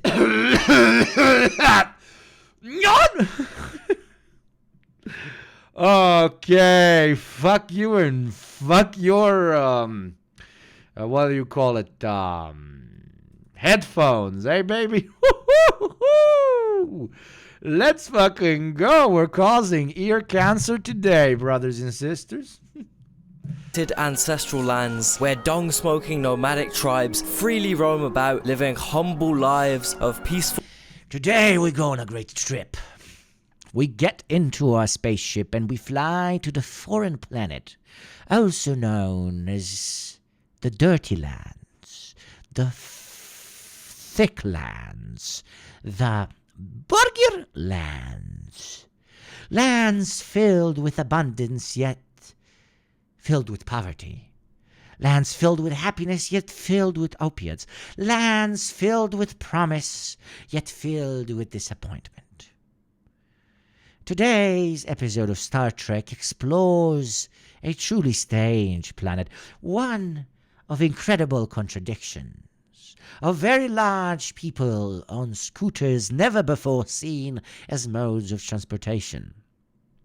The land flies under the great flag of Walmart and Amazon. The land is America. Join me in exploring and learning about their great and developed civilization. Thank you. Coexistence alongside the wise bison and the green plains until a few hundred years ago, until July 4th, 1976. That's right, I'm talking about the US fucking A. I'm talking about this beautiful goddamn flag which has 50 stars representing the 50 states, which today I'm going to be tier listing. I did another video where I tier listed all of the eastern United States, but that don't even fucking matter, bruh. Don't even think about that, because today we're going to be focusing in on the glorious South. You know, the guys that lost the war, and the Wild West, the shining beacon of manifest destiny, the furthest grasp of westward expansion. Wow, it's just so beautiful. There's gonna be one more video in this series where I finish. Okay, we're going to America, and the chances of our getting shot are incredibly high. Therefore, everybody must put on their most expensive and most protective military gear, okay? Everybody put on your fucking flak jackets. And remember, the most dangerous places in this planet, in this particular cultural area that we will be exploring, are called schools, hospitals, abortion clinics, and worst of the worst, neighborhoods where there's lots of minorities, okay? Very dangerous places. The one group of people you should be afraid of is guys in things that this nation calls pickup truck, okay? pickup truck. I know this makes no sense. You're like, there's no way something like this exists. How the fuck does something that looks like this exist and somebody actually spends their hard-earned money on it? Okay. But if you see somebody driving towards you while you're in one of those 5 places that I've just depicted, you must fully equip your military gear, also known as average American clothes, and you have to run in the opposite direction, okay? Because they're about to shoot what they call guns, okay? Guns in America are not like guns on our own planet. In America, access to food is more difficult than to achieve than access to firearms. In America, access to getting your pinky fixed after it was broken, no, you get nothing like that here unless it costs $1 billion. Access to massive weapon that can tear a hole in your body, yes. Are you 12? Yes, you can buy. Very good. Okay. So strap in, literally strap in, put on your strap on, and let us explore the good old US of A. But please, everybody, stay careful, okay? What? No, people in cop cars are way more dangerous. Yes, those we do not even mention, okay? Those we do not even mention because they're listening. They're listening all the time. So if they hear us say something bad about the police, they shoot us. This country, so loving of police, they will probably have police president. Police woman president. Finish up the rankings by rating the non-mainland states, Hawaii and Alaska, but importantly, in that video I'm going to be reshuffling the tier list a little bit based off my general evaluation and mainly the comments. So please let me know if you have any hot takes or any vital information you think I should know regarding the ratings at the end of this video. I will read through all the comments to make sure I have the most accurate. Oh, and we all know you cannot explore this great nation without having one of these, so stay strapped in, boys. Wait, this is safety on. Stay strapped in, boys, and let us explore. Analysis possible. Anyway, enough waffling, or should I say pancaking, because the first state I am wearing what they used to refer to as the cuck mask. It was worn by millions of people that did not die during COVID, and it was really hated by a lot of people that we are still struggling to interpret the cultural norms of 2020s, 2021, 2022 America. But there seems to have been a massive cult of people that are like mask equals cuck, which we interpret like we want to die and we are a cult, and then they all, like most of them, then died, right? So I'm still wearing this because it's the main planet inside of the cluster of other planets where the most people died, even though it was arguably the wealthiest planet out of all the cluster planets around it during this period, because they all united in saying that masks make you look like somebody is having intercourse with your wife. It is a very strange subculture, yes? Do not judge all Americans based on this subculture. So I am wearing it intentionally. You should all wear masks also intentionally so that they stay away from you, because they will think you are weird. Indeed. Romka, thank you for the 100 bits. You are now dressed like a libertarian gun YouTuber. Exactly. I'm trying to what's the word? Intermingle. What's the fucking word?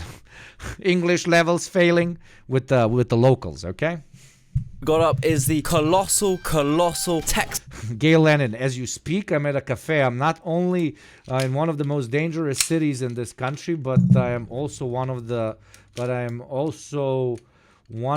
most dangerous neighborhoods from violent crime. On top of that, the police are almost, if not more violent than gangs here. These motherfuckers are armed to the teeth. I believe you. So please put on headphones as I make fun of your country. I don't want you to get shot, okay? I think I will blend in. Let's go. Texas, the biggest mainland state, the state with the second highest population, the state with the most based American to have ever lived, okay? We are not sure if he is alive or not. We cannot communicate to him because he is currently in what is referred to as basement. But his name was J.T. Chapman, okay? He was one of the pioneers of the spread in early 21st century of the so-called communist ideology, which at one moment realized that it can no longer be achieved on planet United States of America, and then embraced the current ideology we all believe in God's year 2782, called Possadism. So he he vacated the planet and came to communist USSR land that we are obviously all from right now as we're visiting the United States. So yeah, let's see where one of our great overlords originally comes from. State which is so goddamn big, their whole last motto is everything's bigger in Texas, and that's definitely true. The trucks, the guns, the flags, the roads, the malls, the meal portions, and therefore the people. Yeah, Texas is fat as fuck. 34.8% of Texans are obese. Surveys have found the average Texan can't run 1/5 of a mile. That's insane. But in general, this is going to be a reoccurring theme with the South. Honestly though, I can't really blame them. Less than 5% of Texans use public transport. To make up for that, they got some of the most insane highways in the country. Specifically, they have the world's widest highway, apparently. Wow, I'm just in awe, man. 0% fucking tax. You don't need a license to carry a gun. You can just murk someone who steps 1 inch into your property. Syrup on bacon. Oh my god, man, it's too much for my soy. This is what they used to refer as the freedoms. They used to refer to this as the freedoms, and the more high-calorie food you would consume, and the more times you would say yeehaw, yeehaw, the more freedoms you would accrue. And the more freedoms you would accrue, it would give you special credit that you would go to the local state and it would give you stickers that you would be able to put on your car. And they had many different stickers that they would put on their car to signify just how free they are, you know?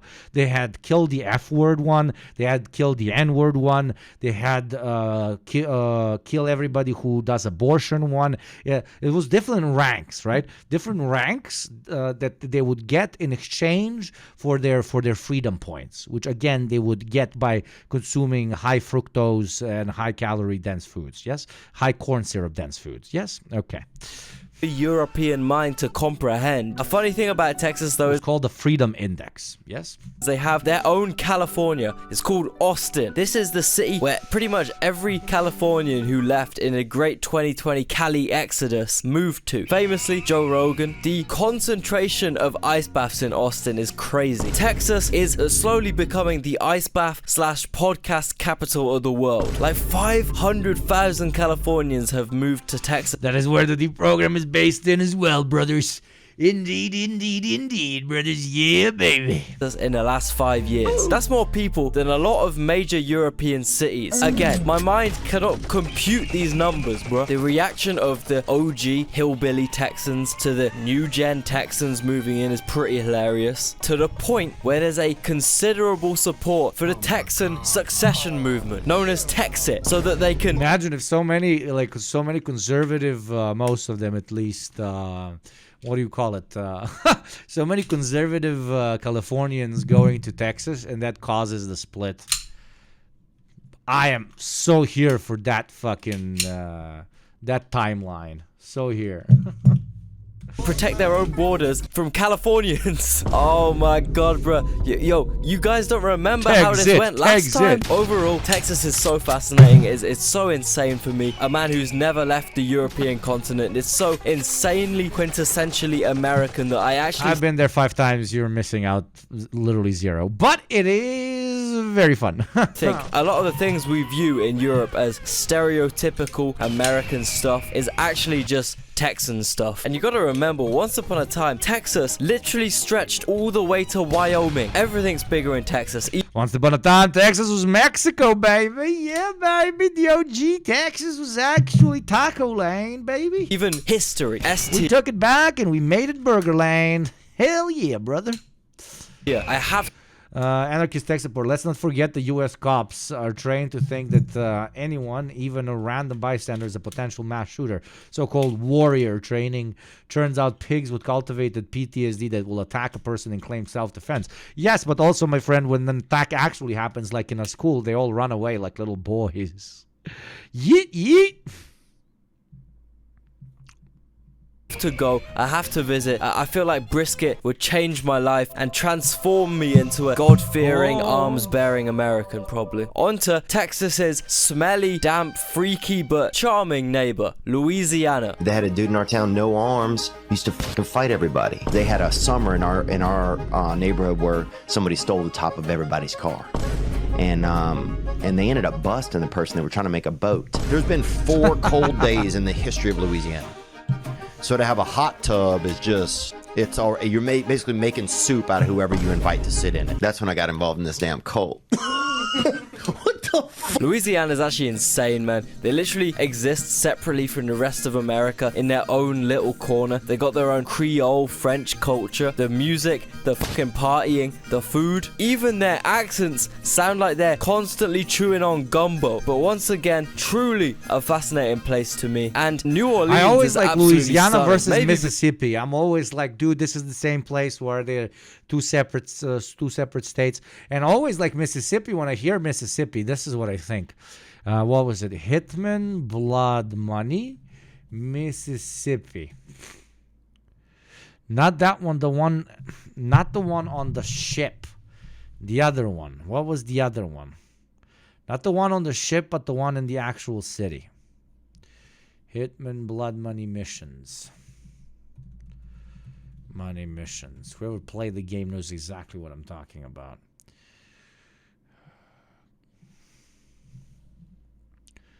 Yeah, fuck off. A vintage year, a flatline, a new life, maybe?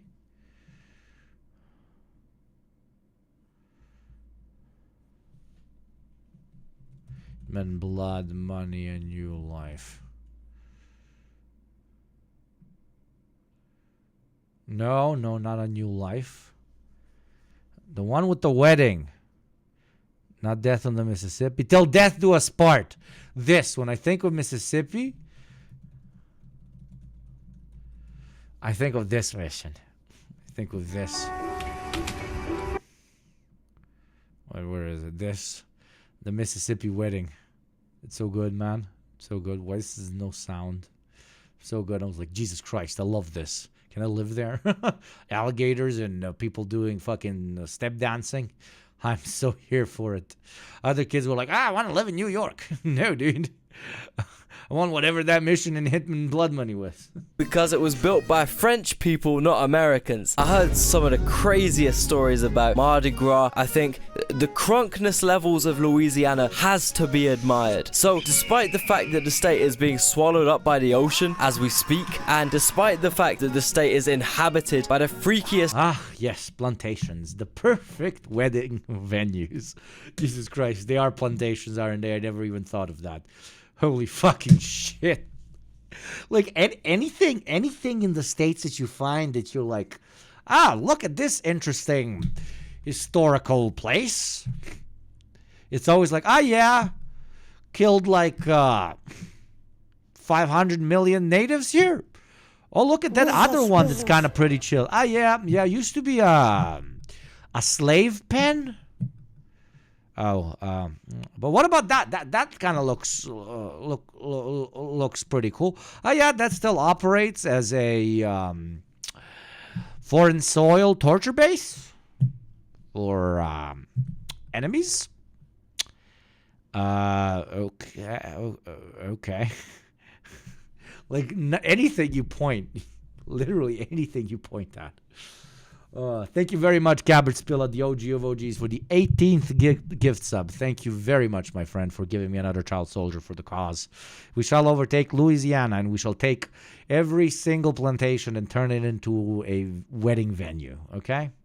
Swamp creatures since Shrek, they're still getting a C because they also make my favorite hot sauce. I drink this shit like it's water, man. Oh, man, Arkansas is literally just... Tabasco's too fucking weak, bruv. Louisiana, but with none of the appeal of Louisiana. The only thing they got on Louisiana is they have a still running slave plantation called Angola. Šta, blядь, isn't Angola slave plantation Angola? What? Yeah, the different state penitentiaries. Yeah, dude, I can imagine. The fact that they aren't sinking away. But what about Soviet Union and Gulag? Proceeds to have literal gulags in the year of our Lord 2024. into the sea. They got none of the crazy, unique culture. They are just left with Louisiana's poverty, violence, and inbredness. Plus, they ain't got one city with a population over 200k. Ah, hell no. The only thing they are famous for is being the Arkansas is 49th or 50th in everything. home of that anti-colonial Filipino militia. Seems random. I don't know. It's weird. Let me know if I'm missing something here, but goddamn Arkansas, man. They literally got a city named Gooberville.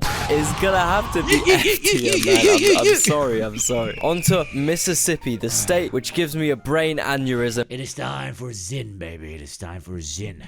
Let me feed myself. It is time to zen the fuck out, okay? Time to chill the fuck out. Time to zen the fuck out. Everybody pour your favorite little drink. Be it alcoholic or not. Light up your favorite tobacco product or not.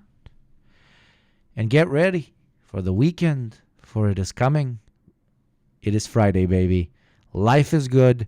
We survived another week. Yes, Monday is right around the corner. Yes, a lot of you still have to study and work over the weekend, but tap yourself on the shoulder. 5 days, successfully survived. Bring on the next batch, and the next, and the next. Them every time I try and spell its name. The state which is home to the USA's most important waterway, and they decided to pollute the fucking shit out of it. I remember watching a video where David Cho sailed down the Mississippi River in an inflatable dinghy, and I thought it was the most disgusting thing I ever seen in my life. And if I remember correctly, falling overboard meant essentially instant death. Anyway, we're in the real deep south here, which means the 3 M's. Moonshine, meth, and marriage to your cousin. All of except the third, that literally sounds like the Balkans, brother. No, we don't have meth, unfortunately, man. Hey, drug dealers, bring some fucking meth over here. Jesus Christ. We want to try that shit. Sounds fun. Which are on clear display in this state. They got more vibes than Arkansas, less vibes than... Šta ne hvala, bre, daj malo metamfetamina, samo nam to fali. Da bolje posle možemo da preživimo Rio Tinto I ta sranja. Da se naviknemo pre nego da sve ode u kurac. Louisiana. And Oh, dude, I just noticed something. In this outfit from the range or from Airsoft, I put, depending on where I go, different plate carriers, right? But look at this. I literally just felt it. Look at this. Here in the pouch, you know what I have? You know what I have in the pouch? From the old days. A fucking vape. Of course I had a fucking vape in the pouch. I literally only used it for vapes. I never use it for anything else. No like Medicaid or whatever the fuck. Just a fucking vape stash. But now it's gonna be perfect. Now it's gonna be perfect for the Zins. Look. Works great. Right here. Very nice. Very convenient. Very comfy. Very good. This one's not half bad with these. It's good.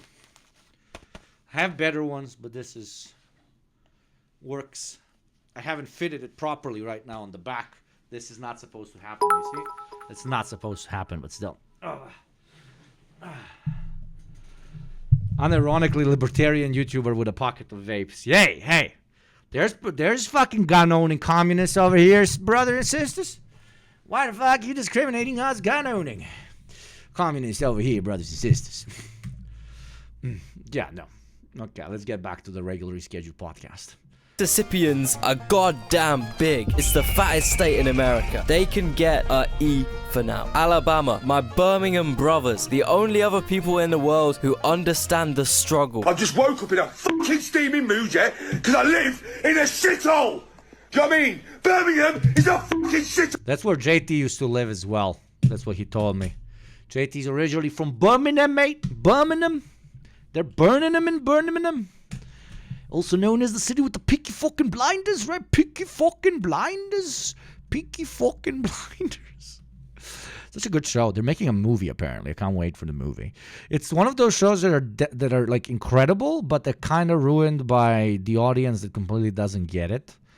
Like the The main character is like, you will have conservatives watching and liking this show. The main character is a literal like ex-communist that has been completely dissuaded from helping fellow man after having experienced World War I, and hyper focuses on lifting his family out of poverty and into positions of power, because he realized as he was fighting in the literal ditches of World War I that the only way for you to stay away from violence is by becoming the powerful instead of the disenfranchised, right? He kind of becomes like a class traitor or whatever, if you want to call him that from a communist perspective, even though later as the story develops he really helps the cause, etc., etc. As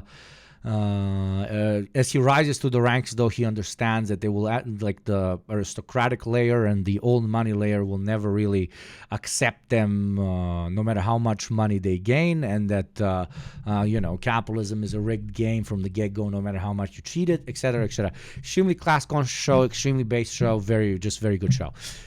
Conservatives, meanwhile, oh my God, slow-mo says them walking. Violence good. I'm completely missing the point of the show. It's so sad. So, I hate the fucking place! But honestly, this might be the only time ever that I'm thankful I live in my city, because Birmingham, Alabama is so fucked up, it's crazy. In 2024, it's the most dangerous city in America. I think Alabama has the potential to be a much better state if Florida didn't steal its whole ass coastline. Like, damn, bro, they really did a Croatia on these guys. That's fucked up. Although, I don't know. What the fuck? Why Balkan mentioned randomly? I need to salute. Much better state if Florida didn't steal its whole ass coastline. Like, damn, bro, they really did a Croatia on these guys. That's fucked up. Although, I don't know, maybe they'd rather not contain Panama City Beach. I wouldn't blame them. The only thing that Alabama is known online for is the whole marrying your cousin thing. And look, frankly, I think that's just unfair, man. To give this state some real credit, they're actually known for marrying their siblings as well. E-tier. Now, Tennessee is a different story. These guys have such a long, skinny state that they pretty much contain every single American biome possible. Anything from roasting Tennessee looking like my bro's dick, man. Deserts to snow-capped frozen highlands. This state really has it all. Even historical, groundbreaking artifacts. That's right, the biggest pyramid in the world outside of Egypt is in Bosnia.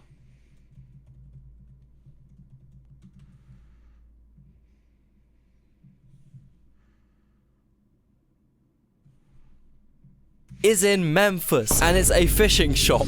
Tennessee has some of my favorite city names in America: Chattanooga, Nutbush, Nankippoo, Yum Yum, and my personal favorite, Regret. Damn, yeah, I feel that one. Obviously, Nashville is super. We was kings and shit, Bosnians. Do you know about the Serbs who fought for the Confederacy called the Konjević Company? Koj kurac jebote, jer smo i ta sranja radili. Konjević Company. What the fuck was that?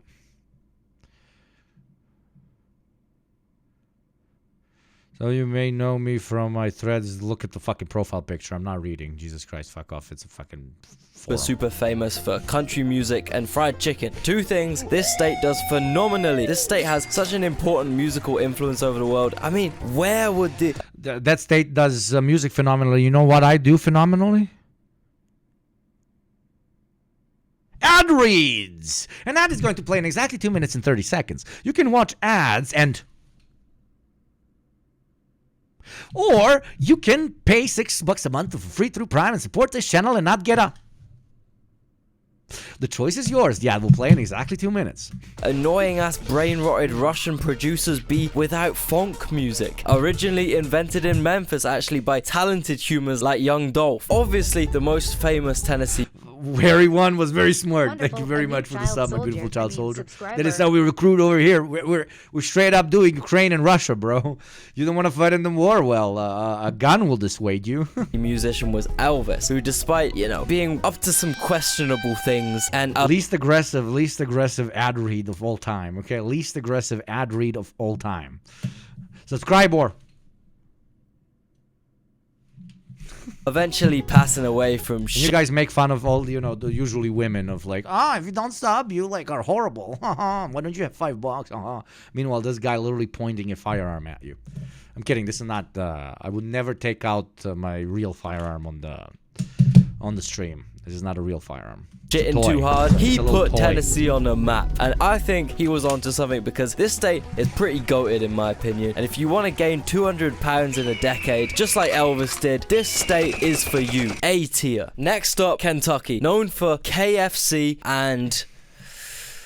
that's about it. I know it isn't, but I think Kentucky should be counted as part of the Midwest because deja vu alert, we're talking a lot of goddamn... Like, what does even a normal Kentucky city look like? Kentucky City. Louisville. I can't even read this. Louisville. Did I spell it right? Yeah, I did. It's just another American city. Louisville City Street.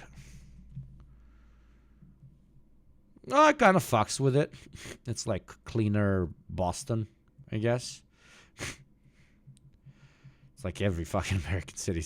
I'm sorry, but it just looks so alike, dude. Corn. And it gets way too damn cold here in the winter for them to be classed as the South. I think when Louisville. Did I pronounce it properly? Okay, don't fucking shoot me, Yanks. Jesus Christ. Hear the You don't pronounce the S. You don't pronounce the S. Okay, my friend. I will not. Word Kentucky, they just assume it's like down here in the deep south, but bro, it borders fucking Illinois and Ohio. It is not the South.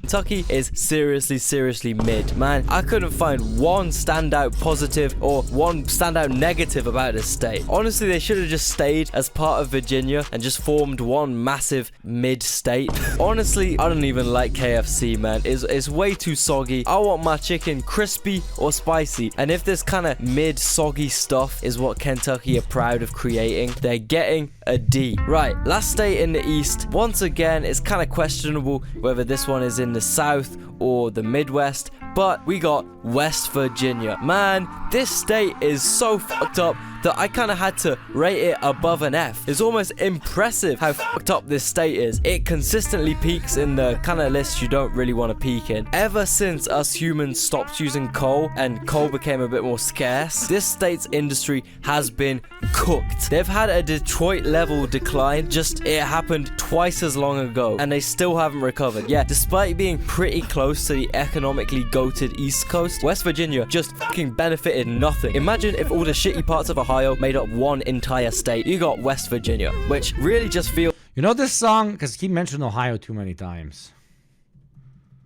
You know this song? No, fuck Ohio. Oh, come on, song. This. You know this song? Only has 5,000 views? What? That's whack. No. Goofy out and Go Productions. Hey, this is a song for all my niggas who hate Ohio and all their tomfoolery. Fuck that bitch ass country. Bitch. Fuck Ohio. Fuck Ohio. Fuck Ohio. Fuck Ohio. Fuck Ohio. Fuck Ohio. Fuck Ohio. Fuck Ohio. Damn, I can't even take a bath in Ohio. Damn, I can't even wash my ass in Ohio. Damn, I can't even have a dad in Ohio. Damn, this shit getting sad in Ohio. Why the fuck I buy cream betweens in Ohio? Why the fuck I can't get lean in Ohio? Why my grandma break her fucking spleen in Ohio? Why the fuck did I need Mr. Clean in Ohio? Can't even buy Nikes, bitch I bought Nickies. Can't even go to Chuck E. Cheese, bitch I went to Chickies. Got kidnapped when I was 6, bitch I went missing. And my grandma got a fat ass, I said whoa Vicky. Yeah, I had to switch this bitch up. Fuck nigga, that was a hiccup. And I'm really like your mouth, cause I got the wisdom. Put my nuts in your bitch mouth, she look like a chipmunk. Don't go to Ohio, cause you might get dropped. You might drop like the 2 things below my cock. A nigga pulled up on me at the Robux shop. This nigga pulled up on me with a Lego Glock. Yeah, I'd like to solve the puzzle. Fuck. He pulled up on me with a Lego Glock. Ohio, fuck Ohio, fuck Ohio, fuck Ohio, fuck Ohio, fuck Ohio. I unironically have this on my playlist. I drive to this. I've never been to Ohio. I have never met somebody from Ohio, but fuck Ohio, bro. Ohio, fuck Ohio. Damn, I can't even take a bath in Ohio. Damn, I can't even wash my ass in Ohio. Damn, I can't even have a dad in Ohio. Damn, this shit getting sad in Ohio. Hey, you the Miles, get on this shit. I'm finna snap, bro. Hold on, let me come through. All right. Let's get it. Money long Ohio. I be getting cash with my niggas in Ohio. Got a rash on my fucking ass in Ohio. Just got robbed at a gas station in Ohio. Let me mop that rug in Ohio. Let me bathe in your tub in Ohio. Let me look like a slug in Ohio. What the fuck? Ohio is crazy as hell, bro. Let me tell you about this. Hold on. Hit the rubber bump in Ohio. I told her that I'm just trying to fuck in Ohio. Damn, why the fuck I like a duck in Ohio? I look like my fucking name is Buck in Ohio. My barber. Okay, I'm sorry, but I just love this song and I had to share it with you fucks. Yo, I live in Ohio, but that's so I can vote illegally against Trump and spread wokeness. Hell yeah, brother. Learn how to cut in Ohio. That's why my lineup fucked up in Ohio. My barber said, on my lineup. I can't believe I got a haircut in Ohio. Yo, you know, you gotta fucking chill, nigga. You just popped the fuck off. Let's go back to this chorus. Fuck Ohio. Fuck Ohio. Fuck Ohio. Fuck Ohio. Fuck Ohio. Fuck Ohio. Fuck Ohio. Fuck Ohio. Damn, I can't even take a bath in Ohio. Damn, I can't even wash my ass in Ohio. Damn, I can't even have a dad in Ohio. Damn, this shit getting sad in Ohio. Man, I ain't gonna lie, man. Fuck Ohio and fuck everybody from Ohio. I ain't rocking with that shitty ass country. Fuck everyone from Ohio, especially 666. Fuck you because you're from Ohio, bro. Okay, sorry. That was very entertaining, at least to me. I apologize for you having to witness this. Feels like the outcast bits of all the surrounding states, bits that those states didn't want to claim because the hillbillies are too hard to control. Yeah, this state is one of the most rural, therefore the hillbillies out there are literally out of fucking control. Bro, moonshine is legal. It's like the tweaker hotpot of this side of the US, and drug-related crime is so high in this state simply because they just don't have police. It's vigilante land, which in my opinion, you know, that is true freedom. That's the beacon of humanity. They have to go to E. Just because I don't have the heart to stick them in F. I think they deserve better as humans. Alright, jumping over into the west. We got Oklahoma, the big pan. I'm not gonna lie, it's another fucked state. It wasn't even created until 1907, bro. In terms of world history, that was like yesterday. That was like a couple hours ago. That was like... Chat. Is it Friday? What does that mean? Oh. Dum dum dum dum.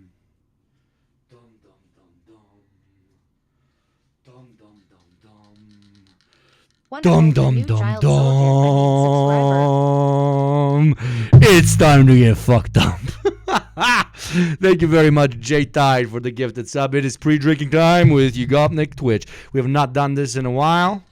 It is pre-drinking time with YugopnikTwitch. Thank you very much, Romka, for 100 bits. Davai, bля. Thank you, J Tide, for the gifted sub.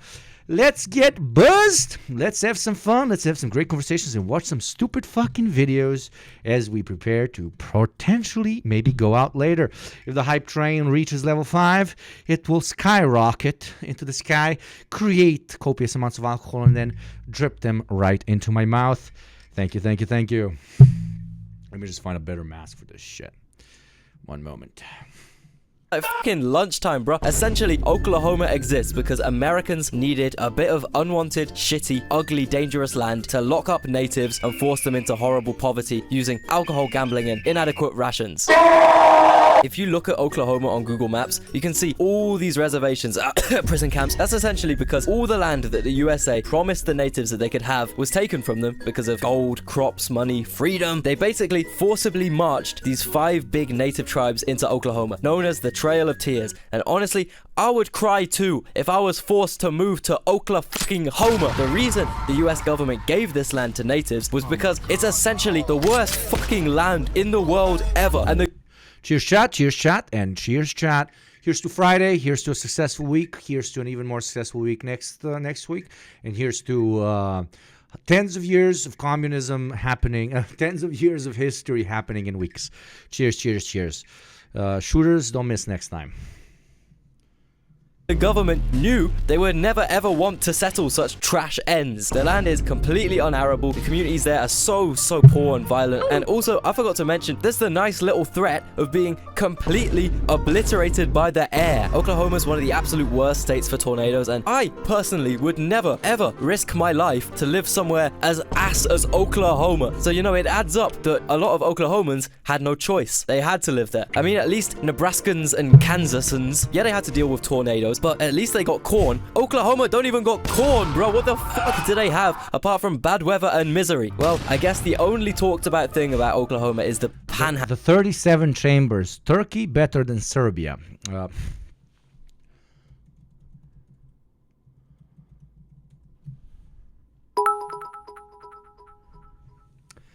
37 chambers. This you? 37 chambers. This you? This you? 37 chambers? This you?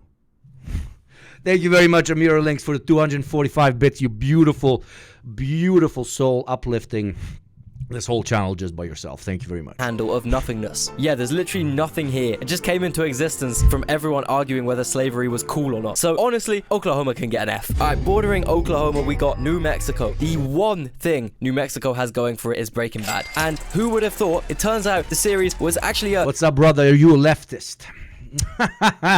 What do you think, brother? Very precise depiction of the state. Yeah, they really adore crystal meth out there. On one hand, they got some truly pretty amazing historical sites and some very pretty cities too. But then there's also Albuquerque. Not only do they have crime, violence, addiction, poverty, also you can't even visit Walt's house without being abused. Bro, that's their only... Let me go get a cup. It's so difficult. Like, these fucking capitalists make everything for bars, so they make these fucking things. And it's always difficult to suck on it real hard when it's stopped with this shit. I'll be right back.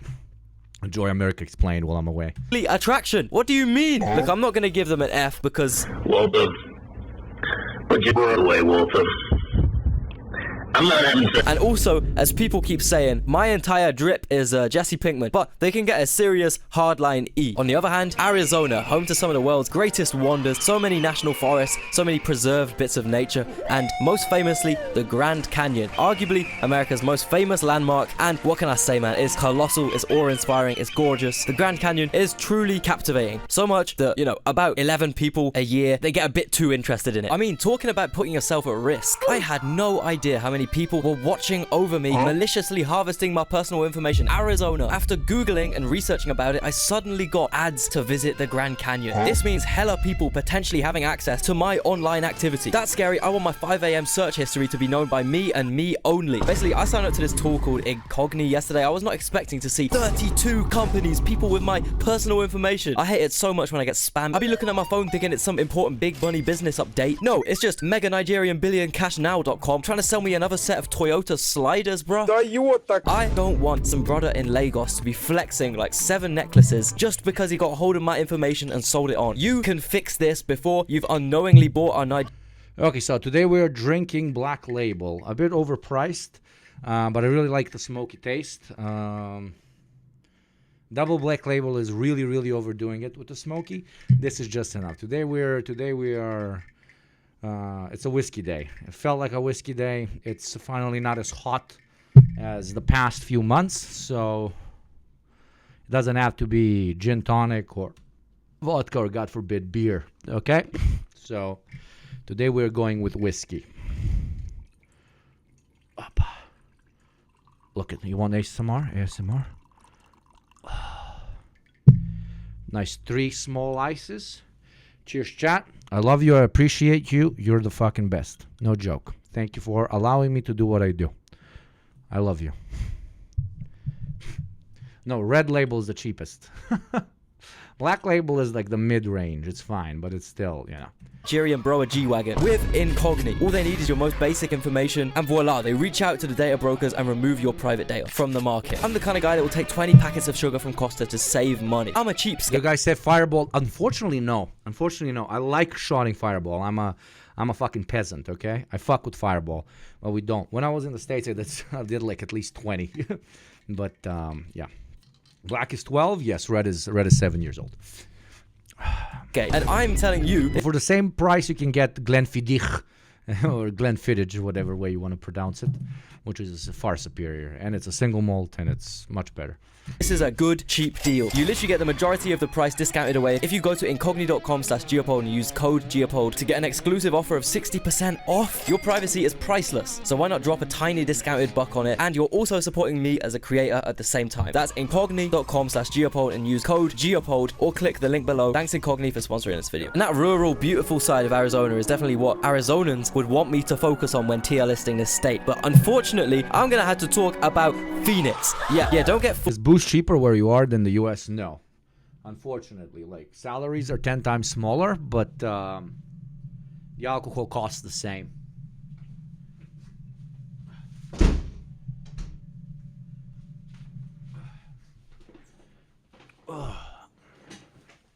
I'd rather drink Jameson over Fireball any day. Yes, but that's a much better drink. Fireballs you drink for the edginess. Like, what do you call it?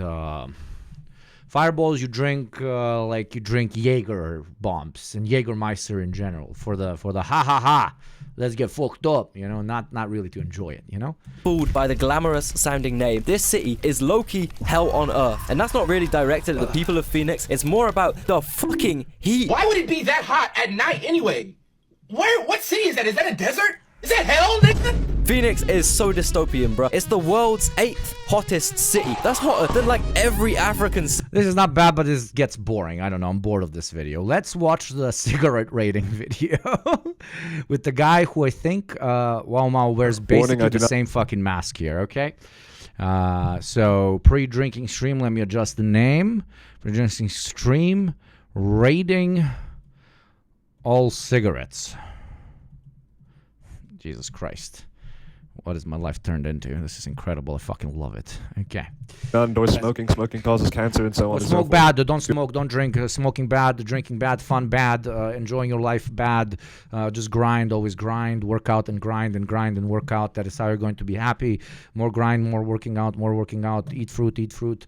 That equals happiness. Yes. Yes. Yes. Very healthy. Very healthy. So that you can live longer and experience alienation longer. That is the right choice. That is the right choice. Absolutely. Do not smoke. Do not drink. Do not smoke. Do not drink. Do not smoke. All right, we're ready? This video is years in the making. Every time we travel abroad. Well, Jesus, it's you, Paul, again. Fuck me, bro. Save the cigarette. To one day smoke it. To one day smoke it. Zinpil, though? Zinpil, real nice. Shove that thing right up my mouth, baby. Yeah. Oh, in 2 hours, we have collected 15 different cigarettes in our travels. Jesus Christ, what the fuck? What the fuck? Okay. Dude, this is, man, fucking, dude, thought you were Filipino, not fucking British, dude. Okay, Camels, okay. What the fuck is this? What the fuck is this? This is some Chinese stuff. I saw this on Chinese TikTok. Okay, but I haven't tried it, but I'm not going to fuck with it. LD, absolute classic. I smoked this as a 19-year-old, dude. Great shit. Marlboro Menthols. Also smoked this. This is the first cigarette I started smoking with. This is what I smoked in the U.S. I started smoking in the U.S. with like $8 fucking packs, okay? Fucking biggest idiot on the planet. American Spirit, smoked. I really can't remember what it's fucking called. Well, what it fucking felt. This, no idea. All my friends, LMs, everybody smoked fucking LMs. LMs is the quintessential Balkan cigarette, okay? You're not completely broke, but you're not rich either. You smoke fucking LMs, okay? You're 42-year-old divorced mom, LMs. You're a 19-year-old edgy teenager, LMs. Everybody, LMs, okay? LMs for life. Another type of American Spirit, I guess it's black, so it's stronger, whatever. Marlboro Golds. If they're from the United States of America, probably the best cigarette in the world.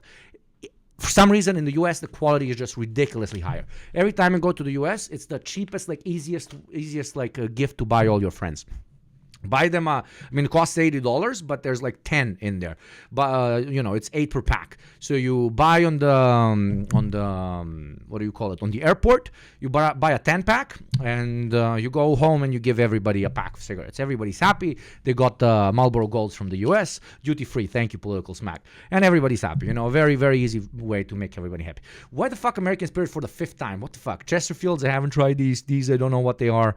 And the last one, I don't know what they are. Jesus, this is a incredibly weak list, Wow Mao. You're not even a smoker. Are you even a smoker? Are you even a smoker if you can't name every single cigarette pack ever produced, okay? Bolje li su njihove. Da, their Marlboro Golds are like unironically better. I've smoked like a Marlboro Gold, a Balkan Marlboro Gold, and an American Marlboro Gold. I would try them one by one, and completely different. Theirs just, you can really taste the taste, if you know what I mean, you know? In America, less regulation, so more cancer in that shit, and it just tastes better, okay? Just tastes better. Dunhill, yeah, fucking love with Dunhill. Dunhill in the morning, Dunhill in the evening, let's fucking live Dunhill. Parliament, why the fuck is Parliament not here? Why is Sobranie not here? Why the fuck is Sobranie not here? Sobranie Gold, literally the best cigarette ever made. Extremely expensive. Literally the best cigarette ever made, okay? Well, what is this list? This list is Drina. Where the fuck is Drina? Where the fuck is the quintessential Yugoslav cigarette, okay? Drina, the fucking soft pack, okay? I want the Drina up in here. Parliament's missing is insane. That's the quintessential. I just started making some more money and I'm smoking Parliament's type of shit, okay? British coded list as fuck, right? Very British coded. Also shows that they haven't traveled for shit, but whatever. Živjeli. And today we're going to be ranking them from ST. Živjeli, skol, na zdravje, na zdrave, za žizen, ja, Hitler kaput, whatever it is in German. Cheers. Tier to F tier.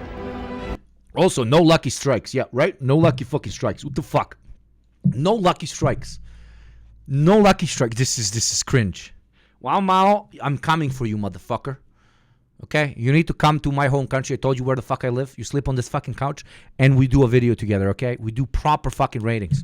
I'll smoke again just for the video. I'll probably die on the spot, but I'll smoke again just for the fucking video. Laki meko pakovanje. O, brate, nemoj da me vraćaš u detinjstvo, jebente. Uf. Fuck you, Critical.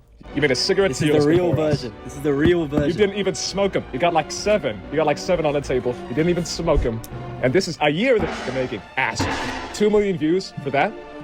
We're gonna actually do it. We're gonna do it. Leo's come all the way down from Birmingham. I've come all the way down from my room. And we're ready. What are we starting off with? Wait till the end, yeah? Hold your horses, yeah? Because we got some mystery cigarettes that I bought in a Chinese restaurant, in the back of a Chinese restaurant in Birmingham, so. Speaking of China, we're starting off with I've seen so many fucking TikToks with this shit. So many fucking TikToks. What? Right, we're starting off with the Chonghuas. The most famous cigarette between our two channels. Story about the Chonghuas. I got this in the Philippines when I saw a Chinese man looking at this whole row of cigarettes in the airport, and he was only looking at the Chonghuas, and he says to me, "Whoa, this is a good cigarette." And I thought, all right, I might as well buy some of these. Just found out I might burn this mask. This is what we're basing all the cigarettes off now. First impression, Dad, I miss smoking cigarettes. How long's it been? 1 day, bro. Let me get a taste of that. Nice flavor, nutty. Man. It's got a nice little image of the Forbidden Temple on it. There's a lot of It's care. got some bite. It's got some bite, you know? And if you look at the way it ashes, well, not yet actually. The way it ashes, it kind of leaves like a triangle on it. I'm very tempted to finish this cigarette. Yeah, this is the first one. So that's probably the only enjoyable cigarette out of all of these. This is peak internet. Guy in black mask drinking and watching guy in red mask smoking. This is peak internet, okay? This is peak fucking internet, brother. How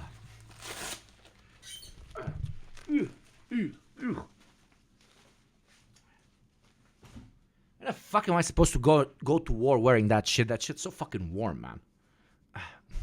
Oh yeah, we don't know. Thing is, it's got flavor. It's got power. Figgy, black mass, not very communist. Who the fuck told you I'm a communist, bro? Who the fuck told you I'm a communist, bro? Who the fuck you talking to, bro? Oh shit, that you're on my Twitch stream. Fuck. You know, it's got bite. There's a lot of good things. And it's also got lore, right? It's got legendary status as a cigarette, you know. And look how long it ashes as well. That's the thing with like Chinese cigarettes, like Chinese cigarettes. They ash. So, look, and it's not even ashing. They don't. That's so good. That's a pro tip for anybody that wants to pick up smoking cigars. The longer the ash sticks without falling, probably the better packed the tobacco in the fucking thing is, right? The better, the less fleeced you were for what you bought, okay? Number one. Number two, never fucking ash a cigar. I'll fucking beat the shit out of you, okay? Don't fucking ash a cigar. Jesus Christ, go back to school. Ashing a cigar in front of me. It's almost as like drinking normal water, not sparkling water. As a great Marshal Andrew Tate said, you aren't even man enough to drink fucking sparkling water, motherfucker. Zirana voda, bre, pičko. That's all, man. Because the thing is with these, if you ash them, all the backy falls out. What do these Chinese do, man? What do they do? It's so fucking good. I'm smiling. This is the first time I smiled in months. I'm fucking smiling, dude. Beautiful. They have this belief that the more ash you leave on a cigarette, the stronger it is. Oh my god, bro. Oh, bro, China's up. Yeah. China's the greatest country. That's what I mean, yeah. I'm saving this one for later. Oh my god. No, where are we rating it? Oh, yeah. Well, it has lore. It also was very enjoyable. I think you'd agree, right? Yeah, it's like, there's no way we're gonna not put this at the top. I got nothing bad to say about Changwon. It has so much culture behind it, you know? I'm putting it at S tier. S tier. Low S, but still. I mean, just the packaging, everything. It works so well because it looks like no other fucking cigarette pack, right? The second you see it, you're like, okay, I'm in for a different experience. And I'm not doing fucking random orientalization here. It genuinely just does not look like Western cigarettes. At all. So it just works. Next, we're gonna go with a plain one, an ordinary one. Marlboro Gold. Oh yeah, brother. Again, if you buy these from the States, it's actually fucking insanely S-tiered. It's insanely fucking S-tiered. They're so good. Extremely mid here. Extremely mid. And if you buy them from the States, buy the shorts, not the longs. The longs are fucking, what the fuck, dude? You think you're going to outplay a cigarette company? Like, oh, I'll get more smoking for the same price. Not how it works. The cigarette of the people.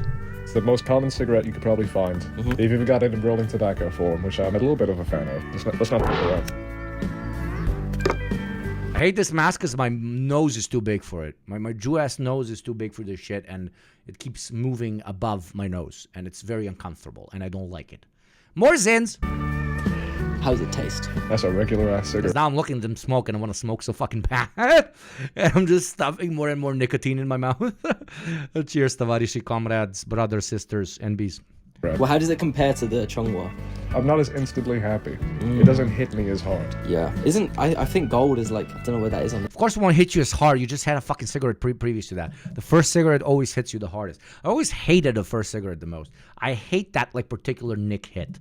Like that nick high is weird, but the nick constant, that is where it's at. Like you like your IQ is like 70% higher, you know? You have more blood in every part of your body, including that one that you're all thinking of, okay? That's the high, the high of the nicotine high, yes. But the first one that makes your fucking head bobble and like very strange. I never liked it. That's why even the last entire year when I was smoking, which was a long time ago, November or October, we're gonna get close to 1 year of no cigarettes. But even the year before that, for that whole year, I never lit a cigarette at home. Like I only smoked when I drank because you don't feel that, you don't feel that, which I really don't like. The strength range. It's very familiar. I've definitely smoked like hundreds of these in my life. The first cig is the best. Yeah, agree to disagree. De gustibus non est disputandum. You see, I'm very educated. I'm using Latin terminology to talk about modern cigarette culture. But I don't like that, woo. When it fucking literally spins the room a bit, when it fucking goes crazy with your blood pressure. I don't fuck with that. It's way weaker than a Chonghua, Yeah. It's way smoother. We're much more familiar with it. This is the dangerous thing about these. It's so like smooth, so calming. You could probably like sink 10 of these in a row. Easy. It's nice though. It's nice. There's not much you can say about the Marlboro Gold. I think it tastes better than the Chonghua. It's definitely not a bad cigarette. I know what a bad cigarette tastes like. Yeah. No, it's not. Yeah, that's the thing. It's good. It's I don't know. I don't think it quite deserves the gold title it gets, I'm thinking more like a bronze. It's very medium, in my opinion. And I think that's where we're going to place it. Yeah. C tier. I'm happy with that. C, yeah. Alright, one more cigarette and we'll go get more beer. Yeah. Alright, camera speed, go. What the fuck? Next one, we're going to compare the next Marlboro. Marlboro Black Menthol. This is another one I picked up from the Philippines. Oh, and this one's kind of crazy. Now, the gold rating this fucking low is because it's not from the States. Literally. It's not the filter that's menthol. The best and worst ones I had was in Japan. It was called Vibes and was vanilla flavored.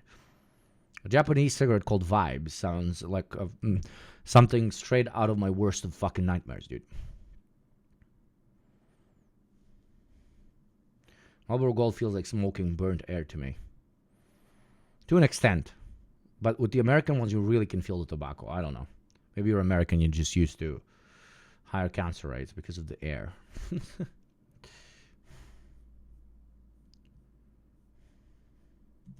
It's the tobacco itself. What? No way. I've got a hot take about menthol. I fucking hate menthol, bro. You can't get sick of menthol. Yeah, I don't like menthol, bro. It's easy to be I sick hate of mint. There's no way you smoke menthol for more than a year. You start with menthols, you smoke it for a year, and then you go to normal fucking cigarettes, okay? You grow a pair of fucking balls or a pair of, I don't know, a large clit. I don't know what's the non-misogynist way of saying big balls. But no, like menthol just makes no fucking sense. Okay, first it does more damage to you because it opens up your lungs. Second, it tastes like fucking menthol. It's the most like taste in the fucking world, right? Almost and it's fucking menthol, dude. So no, just no. Thank you, Ramko, for 100 bits. Zaza supremacy above inferior crop of tobacco. Absolutely. Respect to the Zazas. Not for me. For somebody who jokes around so much about his addiction and his absolute love towards this good old juice, never did coke, never did meth, never did amphetamines, never did any of that shit, and never probably will do, hopefully. Never did LSD, I never did shrooms. I'm not fucking with anybody who did. God bless you, do you, bro, okay? But I'm like the most sober drinker on the planet, you know? That's my extremely toxic theory. People that fuck up their life with alcohol, they never really fuck it up with alcohol. They fuck it up because they move into other territories, other narcotics, number one, or number two, because they can't handle their fucking booze. I'm not saying they can't handle their booze, meaning, they get drunk. No, the point is to get drunk. What I mean is they get aggressive, they get what's the word? They get abusive, shit like that. Like, that's so fucking whack, man. The fucking drink if that happens to you. What the fuck? But also if you become a piece of shit when you're drinking, that's my theory number two, right? If you become a piece of shit because when you're drinking, it's because you're a piece of shit. Like, when you're drinking, all the social norms disappear and you actually become fully 100% yourself. So when you're buzzed, you're kind of a cunt. If you have a friend who's when they're buzzed, they're kind of a cunt, that's because they're a cunt. They're actually a piece of shit. And they're just adjusting to the social norms to appear like they're not a piece of shit. I can't trust a man that can't trust himself with one drink, as they say, or with a drink. Thank you very much, Fols Kakaroto, for the 3rd month streak. Thank you very much for the sub, my beautiful child soldier. Yeah. So mint is... You're a bitch. First hit. And it's very easy. All of them, like, always, like, sure, like, fuck alcohol, don't drink alcohol. I'm not preaching shit here, etc., etc. But it is very cringe when they completely blame everything on alcohol. Like a guy gets drunk and then does incredibly abusive things to his wife or his children, etc., etc. And they're like, I did it because I was drunk. The fuck you, man. What kind of a stupid-ass, lame-ass fucking excuse is that, you stupid bitch? Okay? No, you've just always been a piece of shit. And you got drunk enough to feel powerful enough to do the stupid, like, fucked up things that you've always wanted to kind of do. Because you're, just fucked. The booze is just something that didn't unlock it, but that allowed you to do it. So yeah, I don't trust people that are pieces of shit when they're drunk. And neither should you. Thank you very much, Al Bundy's Water, for the Prime sub. Welcome, my beautiful child soldier. Thank you very kindly. It's not menthol yet. Really? Oh, fuck. Maybe it did. Weed is superior for home consumption than compared to alcohol, but sadly, Sweden is very conservative. Yeah. Never drink by yourself at home. Now I'm drinking with 420 people. 420, yeah. With you guys. And afterwards, I'm going to go out with some IRL friends or whatever. A friend of mine got a baby girl. So we're going to celebrate this after the stream. Probably why I'm going to kill the stream in around 15 minutes. We're going to go celebrate that, etc., etc. I first have to upload like 2D program episodes for all you the program guys over on Patreon and on Buzzsprout, over on YouTube and everywhere else. Oh, but what did I want to say? But no, the biggest, ironically, the biggest minus of weed is that it doesn't have a hangover, so you can like continuously do it. And that's how, it gets very fucking toxic, right? Because with alcohol, what stops you is you're dying on the next day. you're literally dying. Like, the hangovers are insane. So while that is the biggest minus of alcohol, the hangover, I like to make the pitch that it's the biggest plus, because that kind of stops you, right? Unless you're a fucking idiot and then you drink more to defeat the hangover with more drinking, which, are you 12? Are you 12? Please don't do that. Okay, are you a fucking idiot? Well, with weed, you feel fine on the next day. So you're like, oh, doesn't matter if I smoke 7 days in a row. But no, it starts mattering because you become a fucking cretin. You know, you become fucking stupid. So yeah. You can get afterglow with weed. Yeah, yes, but there's nothing like a hangover, dude. It's nothing like a hangover. And a lot of people cause fucking horrendous fucking car crashes while drinking, and fuck all those people. Even one beer, I think it should be forbidden for you to go in a car. But with weed culture, what's extremely toxic is like, oh, I drive better when I'm high. The fuck are you talking about, man? Don't get in a fucking car when you're under any fucking substance. If you drank fucking 5 coffees, I don't think you should, like, in a row, you should get in a fucking car. Like, just don't. Over time, I don't know. It's fucking stupid. Dude, I'm not tasting it. But there is more accepted, which is a good thing. There is more accepted, like, beef. Not beef. It's more accepted for you to give shit to somebody who just had 3 beers and goes in a car. You're like, you're drunk, dude. What the fuck are you doing? While, you know, somebody smokes a fucking joint and gets in a car and like, oh, okay, he's just high. No, equally bad. What the fuck? Don't hit a fucking kid. Because what? Your country didn't build a good enough infrastructure for you to get a fucking train home. How does that compare to the other Marlboro? Very similar. There's no menthol in this, bro. Is it dead? Is the cigarette dead? It's been, I'd say, a year. Menthol has been eroded away. A year exactly since I bought it. There's no menthol whatsoever. We gotta get to the bottom of this. This is just a Marlboro Gold. Yeah, it's completely dead now. It's gone. There's no more. I think they're fucking up because they're not pressing the thing. Now there's the pod inside of the menthol that you need to press. I feel like they didn't press it. That's disappointing. That's disappointing. Yeah. This is getting worst tier, man. It's getting lowest rating. Well, I hate menthol anyway, so I'm very happy. Do people do that? I just assumed people are smart enough to realize someone being high and having their reaction times fucked up isn't different from being drunk. Yeah, you're a smart guy and don't do that, but you ignore other people's stupidity. Most people don't drunk drive, not because they're afraid that they will kill someone, but because of the social stigma of drunk driving. Especially when you've been drinking with other people, they will give you shit. The social stigma of drunk driving is what leads most people, in my opinion, not to drunk drive. Okay? But with weed, the social stigma is, of course it's there, but it's not there as much. So a lot of people will get high and get into the car because other fellow potheads will not give them shit. Well, most alcoholics, at least in my part of the world, will give you serious shit for going into the car drunk. Okay? Happy to put this in F. It's gonna have to be our first F, man. Because not only was it menthol, it was a scam. We can be like, yo, after that disappointment, we had to like drink. That made the Minecraft iron noise. What was the next cigarette we're gonna do? Okay, Camel. I fuck with camels, dude. I fuck with camels. Camels literally make your throat feel like somebody with a machete. Like just deep-throated you. Like camels burn so hard and it hurts so much and just like you smell so much like disgusting fucking smoke that it's like this is the original cigarette. That's what I feel like.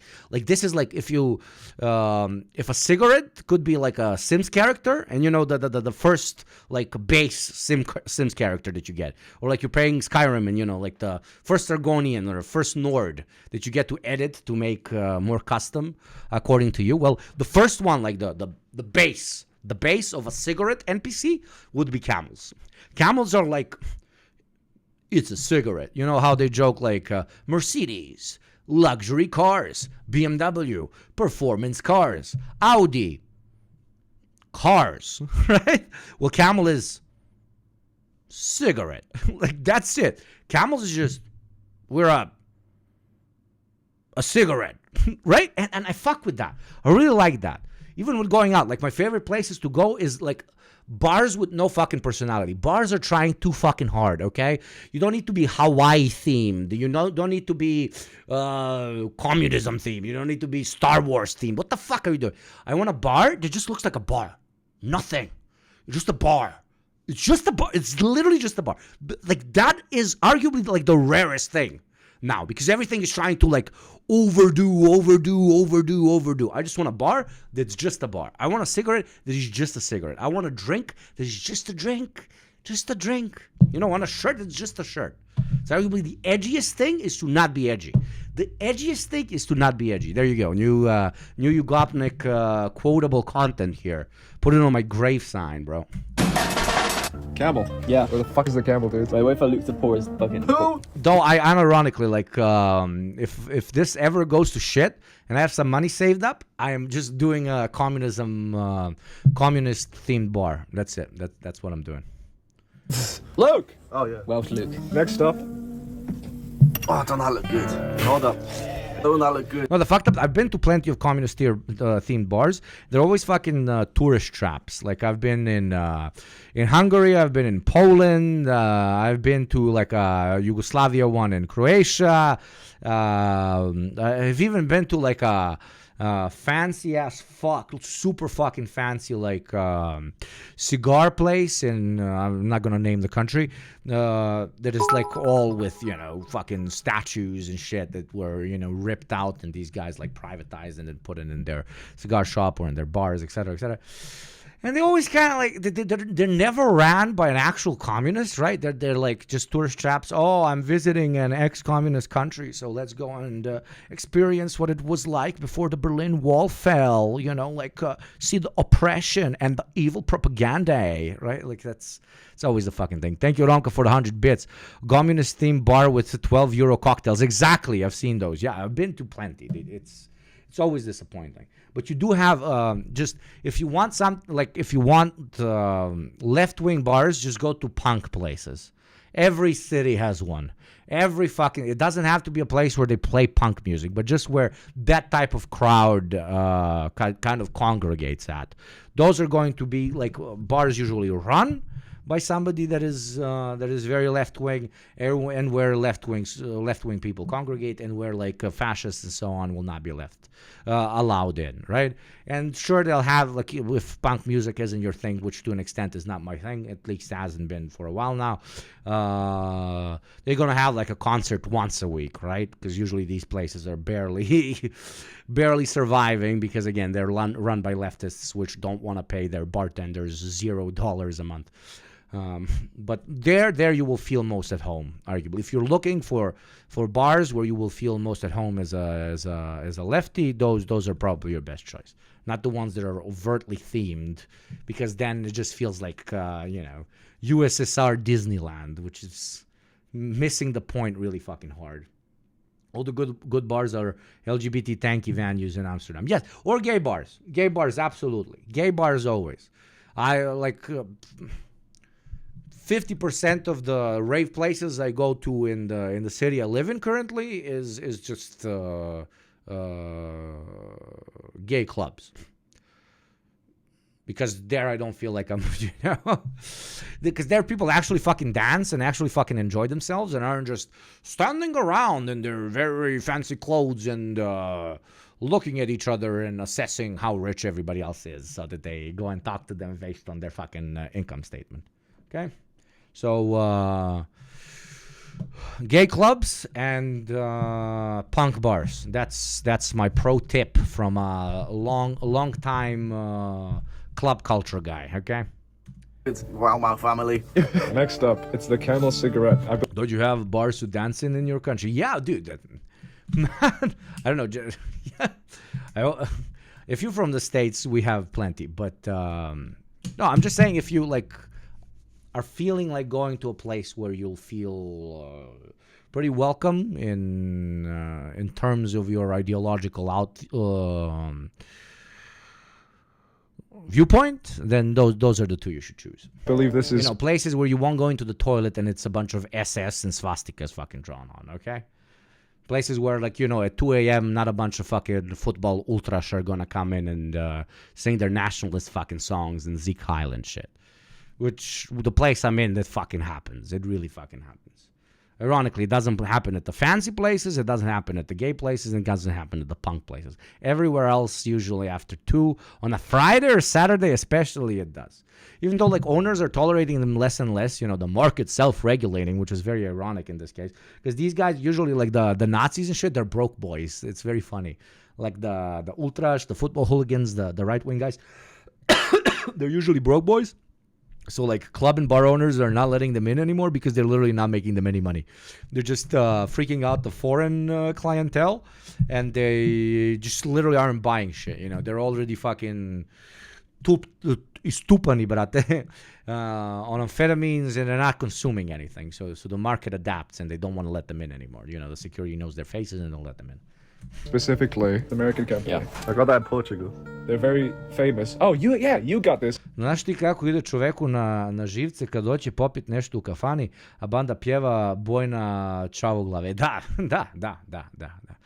I kafane su se sjebale skroz. Kafanas as well, like, there's great kafanas, incredible kafanas, but especially like 2 a.m., they're talking about ex-Yugoslav spaces everywhere. Bosnia, Croatia, Serbia, I've been to all 3, and I've been to so many fucking kafanas. And some point, usually it's the old heads, and I don't kind of blame them. They're usually veterans and shit, fucking brainwashed as fuck. And they usually fought in the wars, lost brothers and so on.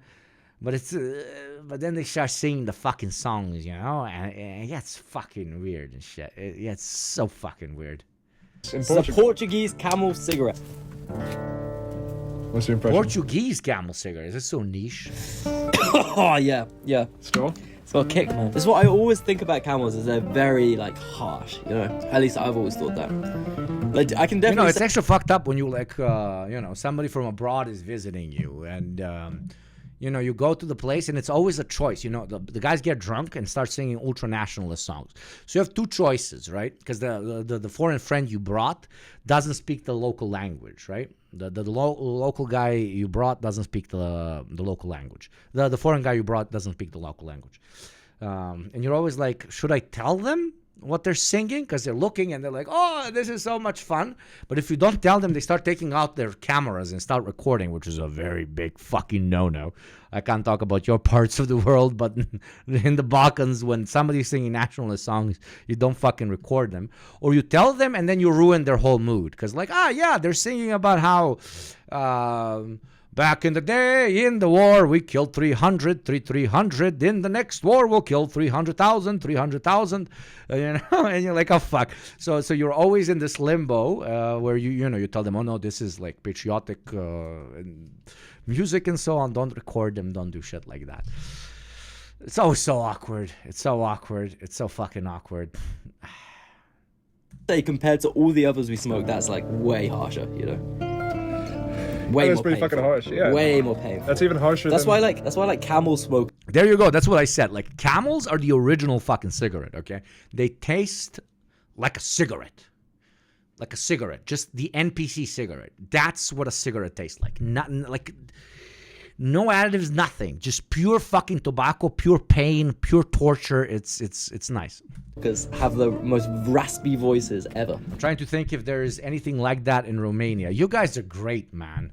You haven't had a fucking war since World War II, dude. I don't think you do. That's what like all the cowboys smoke, They're even harsher than the Chongwas, which are supposed to be harsher. It's my greatest moment, like related to this, is 3 years ago. Was it 3 years ago? Yeah, 3 years ago. 2020. No, before COVID started. 2020. So 4 years ago, me and a Turkish friend and a bunch of Bulgarian friends on the Bulgarian seaside. And we go to this really cool, the Bulgarians call it kafana, like a traditional restaurant, if you want to call it that. And then a bunch of Bulgarians get drunk and they start singing, like anti-Ottoman songs, which is great. These are like anti-imperialist songs, and we're like, vibing, not telling anything to our Turkish friend. But then it turns into like songs that are literally calling for mass murder of Turks, right? And it's so awkward. You're sitting there and your Turkish friend,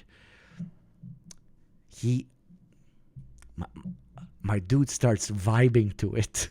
My dude starts going like this. Just grab his hand, put it down. He's like, you shouldn't be vibing to this song. I'm like, why? And he's like, they're literally saying 20 Turks on one spear, 20 Turks on one spear. And he starts losing his shit. And I'm like, okay, now we got to fight. And the Bulgarians are also like, they're like, oh, Jesus Christ. Oh, fuck. Now I have to fight Bulgarians to defend a Turk. Holy shit, my ancestors would fear me, etc., etc. No, we just left the restaurant. We paid the bill because those guys were getting toxic anyways. But it's always you get like these kind of weird focal points. But then again, as they say in my culture, you know, at least you got a story out of it, you know? At least you got a story out of it. It's really hard to be harsher than a Chonghua cigarette, you know? That is harsh. I do like it when it's harsh sometimes for like, if I'm having like a bad time, you know, I feel some pain, you know? If I'm going through something rough. It limits you from smoking the whole like pack in one. So I don't know. You can look at that as a negative. I agree. That's a very good point. Cigarettes should burn as a bitch. It should hurt as a bitch, so you smoke less. Like unironically, that's a good point.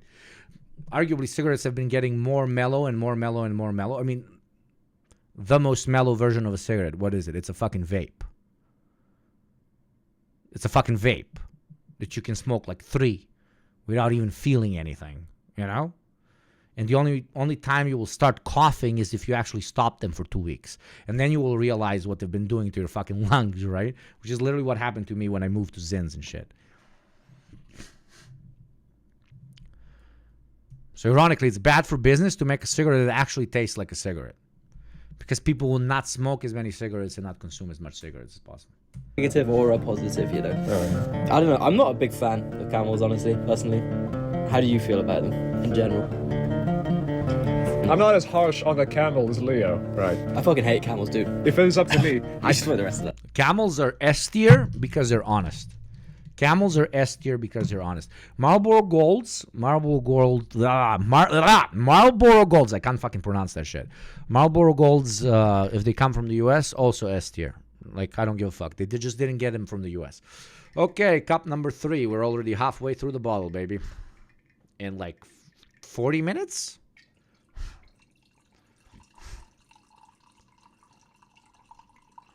And Twitch TOS is against being fucked up on stream, which we are not, because we are red-blooded Slavs, bitch. Ain't nobody getting drunk in this motherfucker. If it was up to me, I'd put it at... Cheers, chat. I fucking love you. Fucking love you. I want to squeeze your cheeks right now. Not your butt. I'm not a fucking pedophile. Your little cheekies, I want to say thank you. This is to you, chat. Thank you very much for putting bread on my table, for listening to these little fucking rants that I do, and for, sticking with me. We drink to, what's the toast? We drink to one day becoming a 1,000 view Andy, to being a 1,000 view Andy one day in, 5 years. Cheers, brothers and sisters and NBs. Here's to life. Enjoy Friday. Enjoy the weekend. God bless you.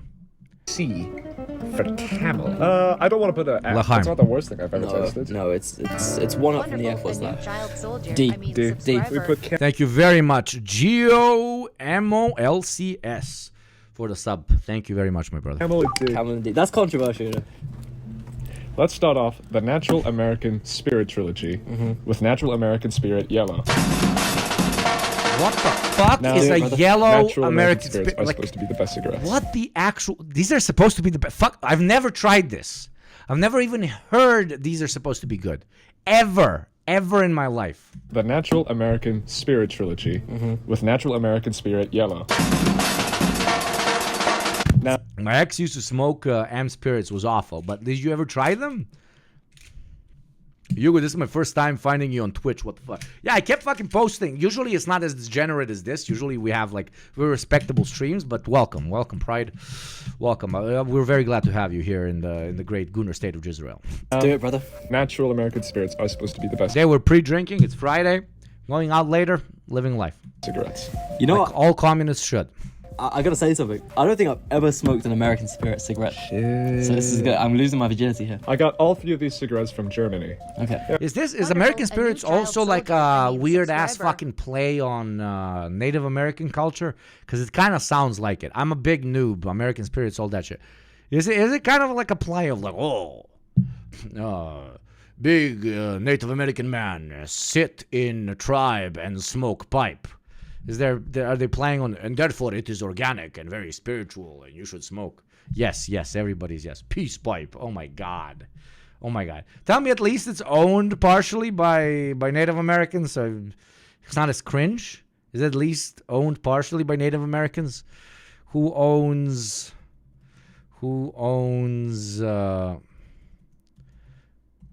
what's it called? American Spirits.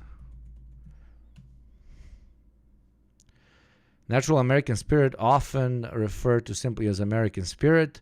It's an American brand of cigarettes, owned by Reynold American and manufactured Reynold American. Well, I hope it's some ethical capitalism. Subsidiary of British Tobacco. British American Tobacco, okay. You know, conspiracy hour with Yugopnik. You know what I heard? Guys, they wanted to hire me out of college, and I didn't. I literally didn't join. I heard Japan Tobacco.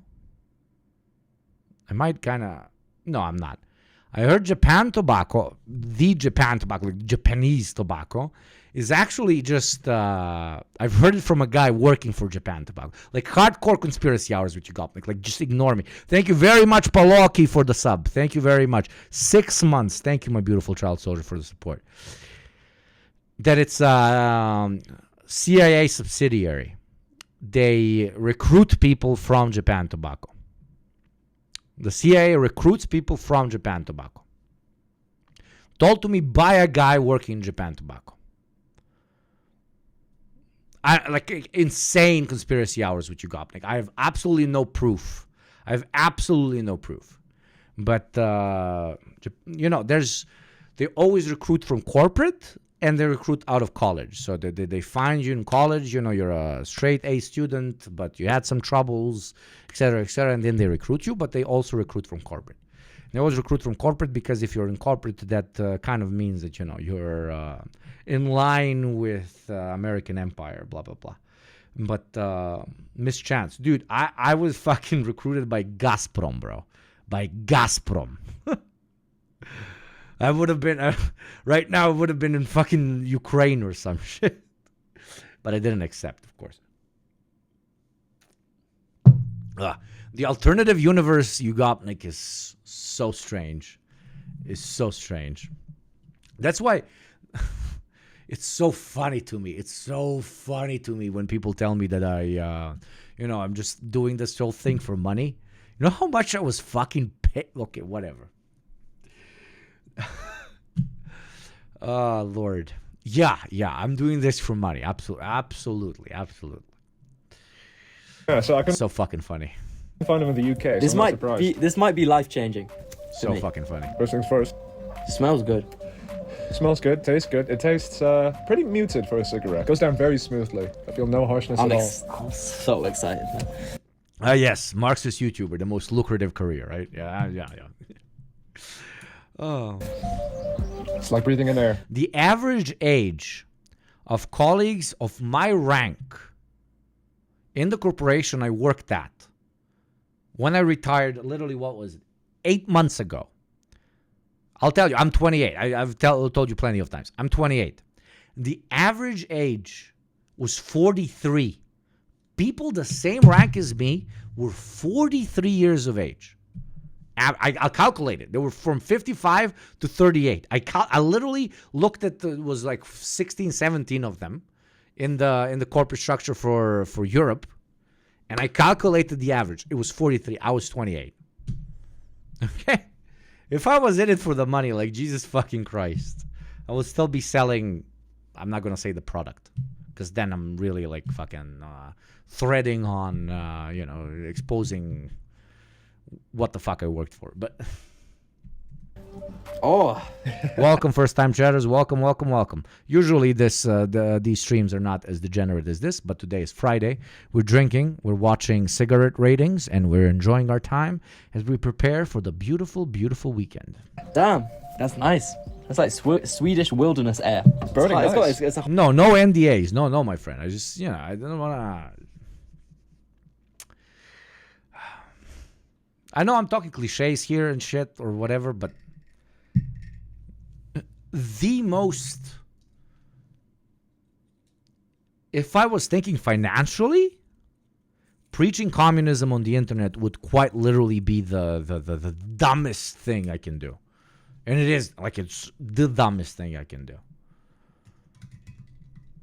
I was receiving salaries that the average 43-year-old out of a very advanced corporate structure was receiving. I was the same rank as them.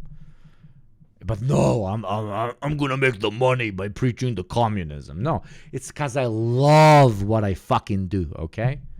And because if I convert even one, which I always do, thank you to the Lord, and thank you to Marx, even one guy into more radical Marxist and dialectical thinking, my job is fucking done. I sleep like a baby. I sleep like a fucking baby. And I get what? I get purpose. I get fucking purpose. There's no money that can pay for purpose. That's what all the fucking grind set cucks completely miss. Completely miss. Because like their whole shtick is max success. But what is success? What the fuck is success? What the fuck is success? They're like, oh, I'm going to feel better if I own more things, own more things, own more things. At 28, I already got to that fucking point.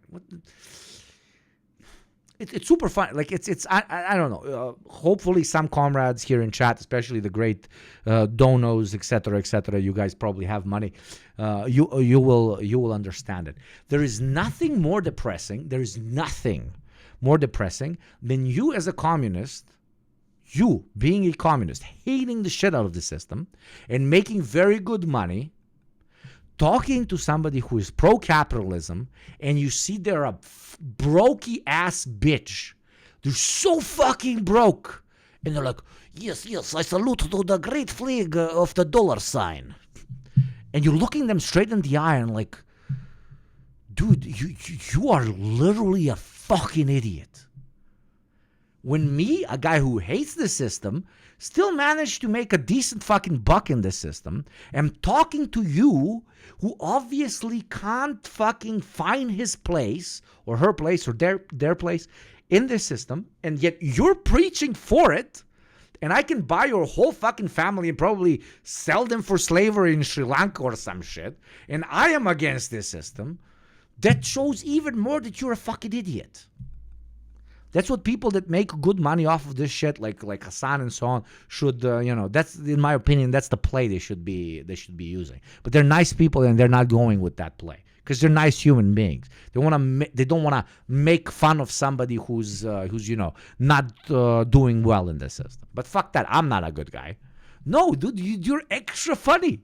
You're extra funny. You're making fun of a guy like Hassan making good bucks, making money from capitalism for shitting on capitalism. What? That's fucking awesome. And you're out here, you can't afford a fucking burger from McDonald's.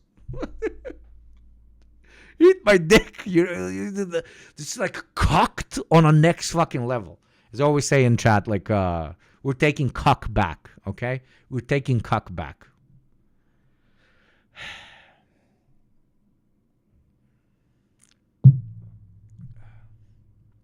Rather live a fulfilling life for a while as a brokey than own all the shit and be miserable. Yeah.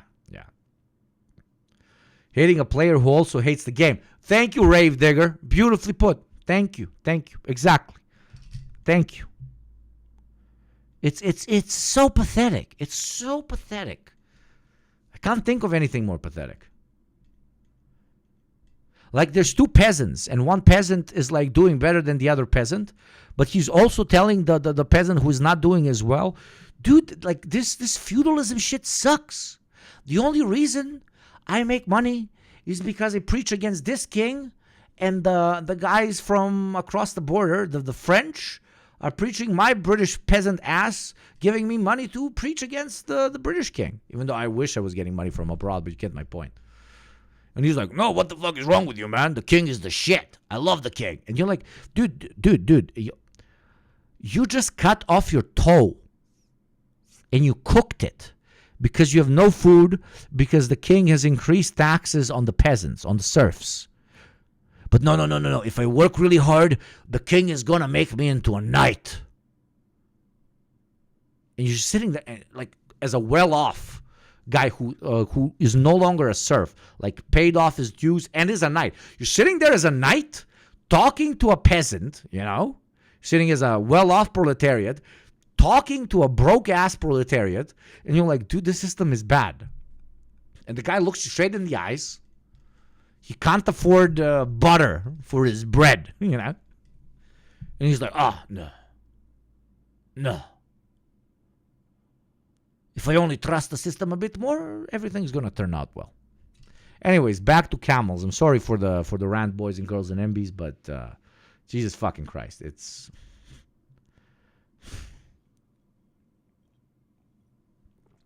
extra pathetic. That's all I'm saying. It's extra pathetic.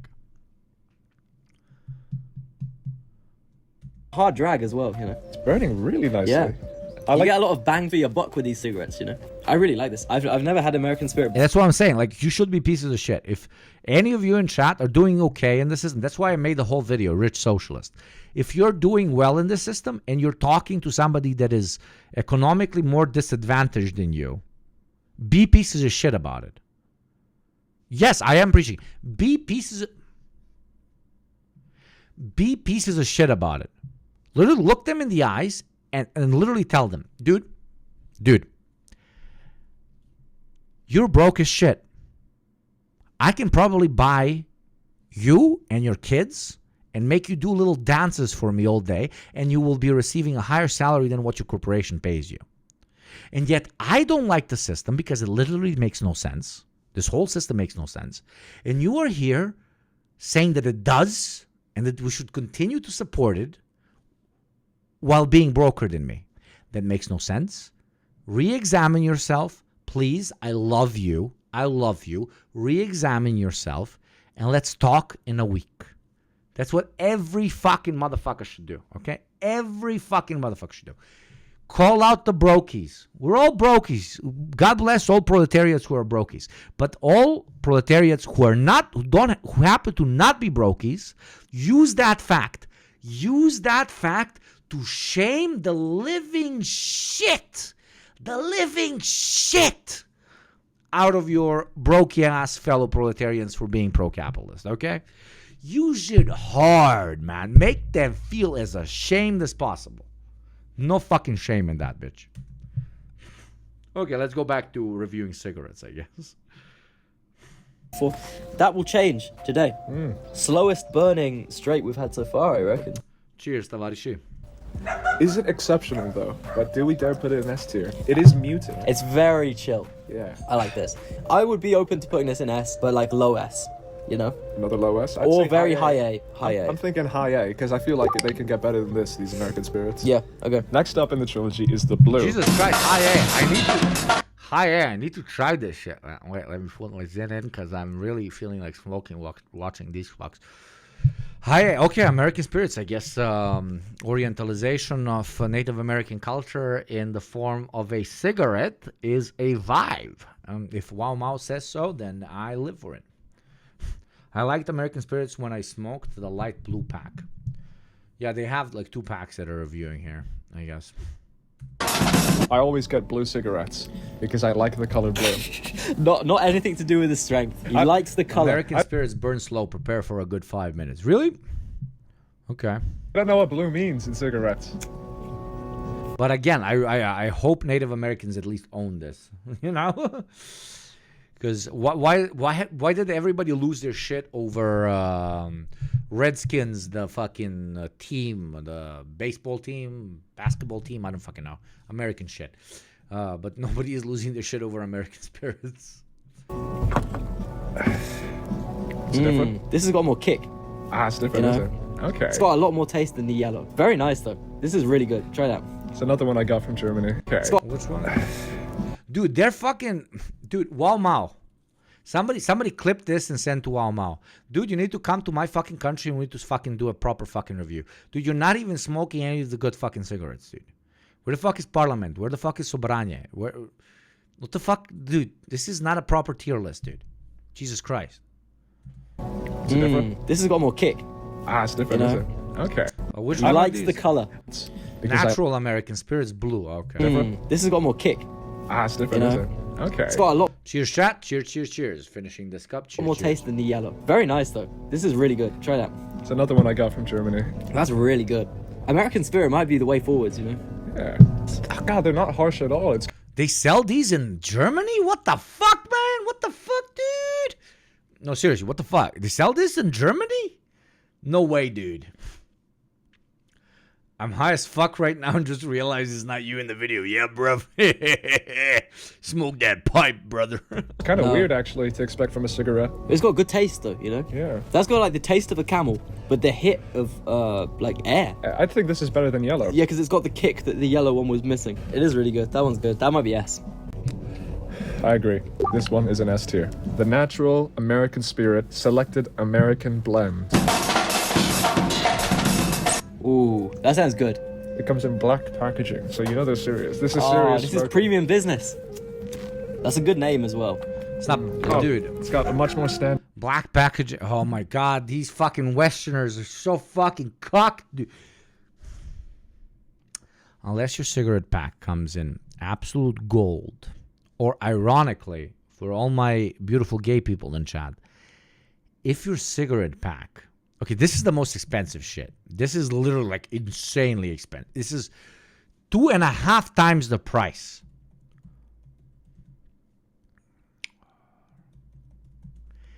If it comes in this fucking color, be prepared to pay literally 3 times the price. Okay? My gays in chat, okay? If it looks like the greatest flag ever made, you are going broke. Okay? And they're so cool and they look so good and everything, but it's fucked up because like they actually paint. That's the fucked up part. They paint the fucking paper. So it's even more carcinogenic. It's even more carcinogenic. You do feel like a gay queen or king, but it's carcinogenic as fuck. Also, like the black Sobrania. This, I used to fantasize about these and these as a kid. This was like out of reach budget-wise. And then I started making okay money, and I started smoking these. And then a rich guy actually at a very fancy bar came to me, and he's like, "Dude, don't smoke those." I'm like, "Why?" He's like, "Dude, I also started making money, and I started smoking those, but they're like worse than menthol cigarettes." I'm like, "Why?" And he's like, "Because they put paint in the fucking in the paper, so it's really fucked up." Rainbow, it looks like candy, yeah, but it doesn't smoke like candy. Those are very hard cigarettes. Those are 9s and 10s. The black ones are 10s. I think the rainbow ones are 8s. That is for like smokers, which is very good market research on behalf of what are they called? Sobranie, because which are, by the way, white Russian cigarettes originally. That was a pro-monarchy family that ran away to Britain during the Bolshevik Revolution. Romka, if you're still here, I think it's interesting lore for you. They ran away to Britain, and that's where they continued their cigarette brand. Originally, they were making cigarettes exclusively for the Romanovs, right? But fuck it, everything is bad in capitalism. I might as well smoke royalty Russian cigarettes. Sobranie meets meeting in Russian. Yeah, I know. Sobranie Gold. This is what I smoked. Okay, this is what I smoked. This is what I smoked religiously. Back when I only smoked this. What the fuck? This is the best cigarette. No discussion. I've tried everything. This is the best cigarette. It's like 20% more expensive than the average cigarette. Just, Yes, we know the boyar cigaretkas are good, but we should nationalize it. Absolutely. But we should keep the name after we nationalize it, you know. Nije ništa bolje od drine. Neko je baš pušač, ono. When I worked on the cig kiosk in England, everyone bought Richmond Super Kings because they were the cheapest, yeah. But this, dude, this. But look at the box. Just look at the box. Just imagine opening that casually. Just.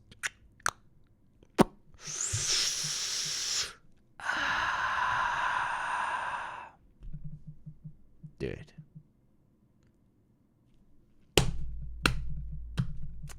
Piece of art, my dear brothers, sisters, and NBs. Piece of art. That flavor, but still, it's smooth as hell. That's skill. Do you vape? No longer. I'm Zin pilled, bro. I'm Zin pilled. Takes skill. You can tell they put a lot of care in these. Yeah, these guys are killing the cigarette game. I accidentally swallowed that hit. He's so hungry, man. We're gonna take a chicken break after this one. Here you go. Being greedy with I was too greedy. It's too good. Interesting. Wow. See, that's got like the Can you punch do this, chat? and the Can you do taste this? of a camel. Can you do this? But the smoothness of a American Spirit, and I love it. That's great. That's really good. I don't think it's quite as good as the last American Spirit we had, though. It's not as good as Blue. No, I think this is high A. I think this is A. It's very unique. Look at that. I'm thinking A. Yeah, I'm thinking A for natural American. Yeah, beautiful. Spirit. Yeah. Natural black. Recording. Alright, we had a chicken break. But that was some good chicken. Shit. You know what's the best thing you could have after a meal? 7 fags. Next one. We haven't actually decided yet. Yeah. Well, let's do a Greek one. Oh, yeah. I'm feeling the Greek one. Jesus, I'm not supposed to go out. Fuck, this is supposed to be pre-drinking. It's supposed to be pre-drinking, not drinking. Welcome all new channel. Why the fuck are you joining us now when the stream is degenerate? We literally do great work, and there's like 800 people here all the time, 700, and it's fucking chill, and all the fucking new people are coming when we're drinking and like watching cigarette reviews, okay? Half the bottle done. I'll drink a little bit more before ending the fucking stream because I'm not supposed to be fucking drunk when I go out. Because right now it's between 8 and 10 p.m. I'm not going to tell you what. And, you know, I'm supposed to be out for at least 6 more hours when I do go out. So being super fucked up now before I go out makes no sense. Pre-drinking is not drinking. Business. Feeling Greek right now. We've got the... Oh, Jesus Christ. Thank you very much, Sejong Sim, for the 5 gift subs, brother. Or sister or enemy, I salute you and I thank you very much. We're getting closer and closer and closer to our sub goal, more than 75%. But still, thank you, Sejong. Thank you. And cheers, my friends. Cheers. Assos. I got this in Athens. Nice red assos. We're gonna find out if it's ass or sauce. Thank you also, Romka, for the 100 It is a bits. little- Everyone's like, oh, why are you taking Romka? It's just giving you $1. But Romka at the end of the stream ends up giving me at least 2,000, man. So God bless Romka. It's gonna be fine as long as you don't stop drinking over the next 6 hours. Exactly, my brother. Exactly. Like poison. But Romka Techno-Lenin like fucks with me because like it's a guy, right? But Romka is like a very feminine fucking thing here, and I'm always like I'm talking to a girl, right? I'm misgendering you, which I apologize for, but it's like, you know, it's the instinct. A little bit, but it's just what I needed after fucking me. Made in Greece. Fun fact about Greece: Greece is the biggest smoking nation in the EU. Yes, and they make incredible cigarettes, but you fucking wow, Mao, if you're watching this, you fucking cuck, okay? You need this. This is a Greek cigarette. And wait, not this, not this, not this. Okay, I have a French friend. This. If you smoke this, you definitely have a 10-inch penis. There is nobody with anything smaller than a 10-inch dick. Okay? I'm talking about cis males here. Everybody else, the rules don't apply. If you do not have a 10-inch dick, you cannot smoke this. You cannot smoke this. Bonbon. Okay? Bonbon. Absolute bonbon. It's like a hard pack. You open them like this. Karelias. But in general, Karelias, like you have these Karelias, which are lower nicotine, lower tobacco, I'm sorry. You know, like Karelia Slims. Very good cigarettes. My best friend smokes these. used to smoke these actually. He also stopped.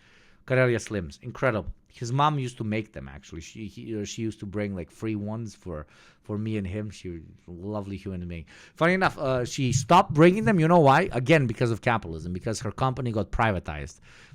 It was a government company, a government enterprise that was packing tobacco for the Greeks, and then it got privatized. Super fucked. I've been able to triangulate your location and country based off of your nicotine products, but you don't worry, your secret is safe with me. I won't tell anybody you're recording this in Tel Aviv in Israel. Yes, brother. Absolutely, brother. In Israel, we all stand. If there's one country you can all be sure that I'm not in is fucking Israel. But Israel always. Israel always. You? Like they smoke pretty young. I used to smoke Karelias. That's my fucking boy, girl, or envy. Let's fucking go. No, Karelias are very good. If you're gonna smoke something and you're in that part of Europe where any Karelia product is sold, smoke Karelias. Like unironically, Karelias are very good. Give me that shit, bro. I don't know if Assos is the most popular Greek brand though. Oh, tastes like poison, doesn't it? Got an interesting taste to it, you know. Jezreel, isn't that anti-Semitic? Isn't that Gunnar anti-Gunnar? Why is Malrich being anti-Gunnar? Who allowed these anti-Gunners in chat? Anti-Gunners? Jesus Christ. We are proud semantics here, okay? Tastes very like chemically, you know? Oh yeah. I don't think Gunners aren't Semite. They are Semenites, okay? Okay, brother? Ew, brother, ew. I don't think they got much tobacco farms in Greece. It's got a very bitter taste, you know? It is bitter. I don't know, it's kind of exotic because it's Greek. Oh, it's very harsh. Anti-semantic. Oh, Jesus Christ, I'm so sorry, Malrich.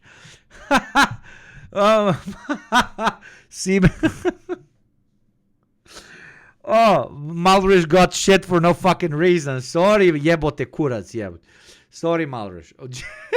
Malrich made a perfectly adequate joke, and I'm like being triggered over here. Sorry, Malrich, you good, man. You good. Nothing. You all stole my joke and call me a prick. Sorry, no, Malrich, good on you, bro.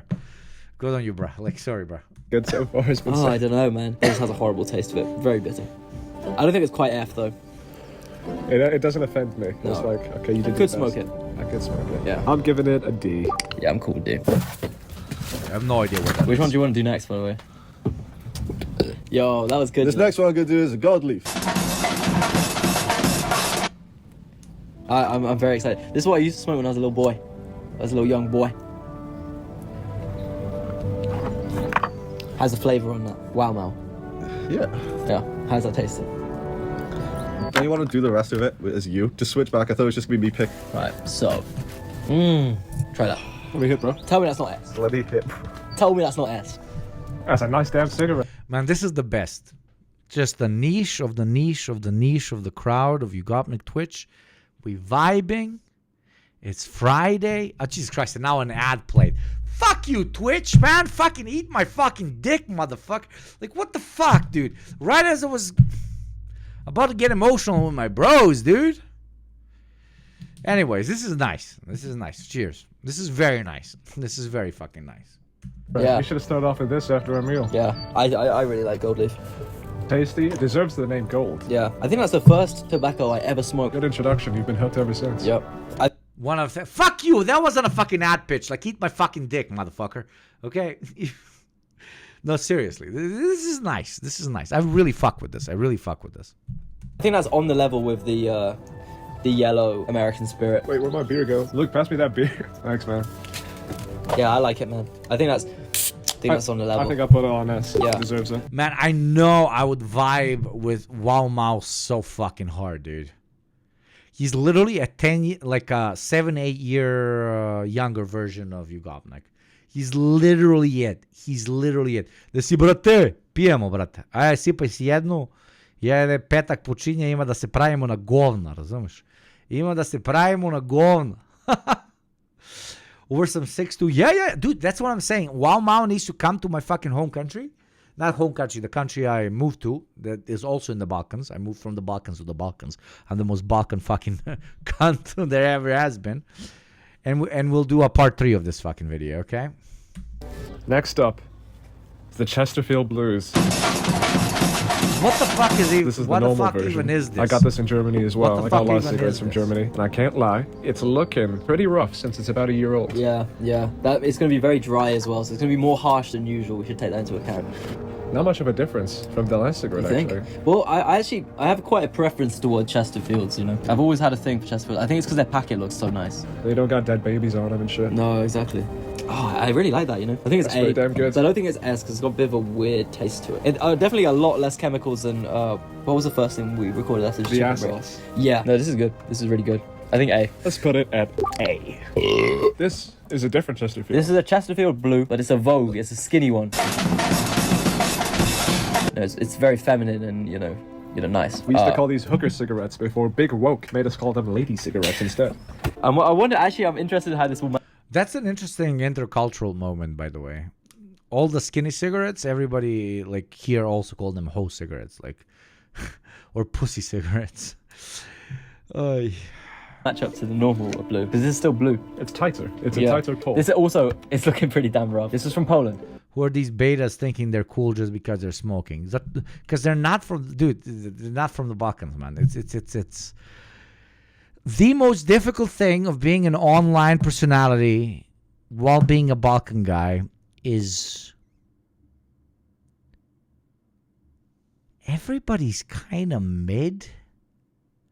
Everybody's very mid. Like, I'm sorry, but like exceptionally fucking mid. I'm not, no, Walmau and Geopol, like, God bless them. They're actually not mid. They're actually not mid, but everybody is so mid. Everybody is so mid. Like, so about everything. But absolutely everything. They do everything at 10% of how we do it. Literally at 10% of how we do it. Like everything. Everything. I will hear, like, you know, the joke used to be like, everything comes to the Balkans 10 years late.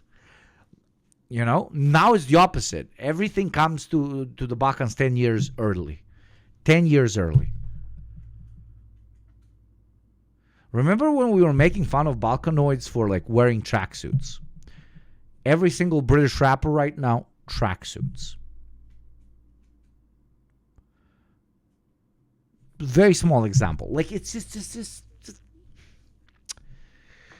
it's pretty pathetic. Direct from Poland. Direct from Gdansk.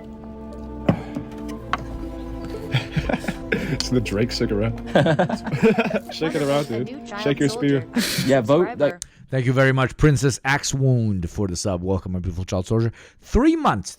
You are getting a rank up. skinny cigarettes like that are always nicer, in my opinion. They just go down nicer. That is like nothing. Yeah. It is tighter to suck in, which I don't actually like that about the skinny cigarettes. You gotta suck real hard. You gotta. That's why they're called hooker cigarettes, really. You gotta gawk them, bro. You gotta whack to that cigarette. You know what I'm saying? Shit, bro. See, this is the difference. Your face is. Me and Walmart are actually the same person. If you specifically look at the. Wonderful, a new child soldier. I mean, subscriber. Thank you, J Tide, for the gifted sub. You fucking legend. Thank you, JT. Thank you. Honest. Look at it, bro. Oh no, bro. I think these in the moment are the best. Like, remember in Finland we were chiefing these. Oh yeah. All the time. Yo, 90-degree smoke, bro.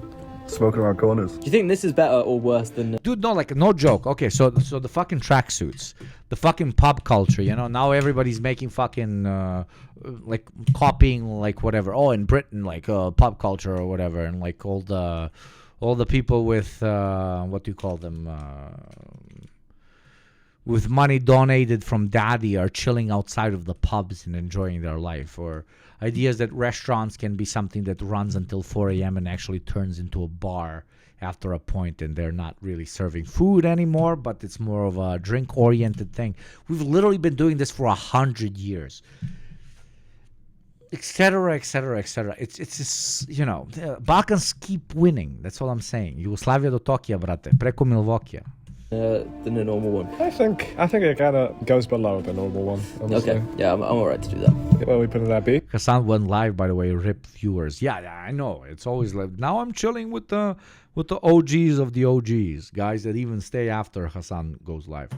That's why I'm trying to go live at 5 p.m. my time so that it ends right when Hassan goes live. So I send you guys there, and I think that is the most wholesome approach. But today I was kept at my fucking car dealership so fucking long because they were putting on my new fucking tires. I stayed there for 2 hours and a half. But me being a Balkan as I am, I got a 15% discount out of it. But still, fucking, annoying. But no. Yeah, that can go B. I'm happy with that. What are we doing again? Shit, man. Just compared to my beautiful, beautiful comrade Hassan, he will now proceed to work for around 9 more hours. I will proceed to go out with friends and explore the city and have some fucking adventures, right? And that's why I keep telling Hassan, dude, to stop fucking streaming 7 days a week for 10 hours. Make it 4 days a week for 8 hours, okay? Enjoy your life for a fucking change. You only live once, man. Stop being so fucking addicted to the crack cocaine, which is streaming, okay? Go and touch some fucking grass, dude. Seriously. As somebody who's your biggest fucking fan, please go and touch some fucking grass, dude. Holy shit. Because eventually you're going to lose your shit. You will lose your shit. It's not healthy. It's not fucking healthy. Oh, yeah. Let's go with the French. Oh, that's not it. Galois. Galois. Galois. How's that tasting, bro? Tastes like a... Anyway, speaking of living life, if you are able-bodied right now,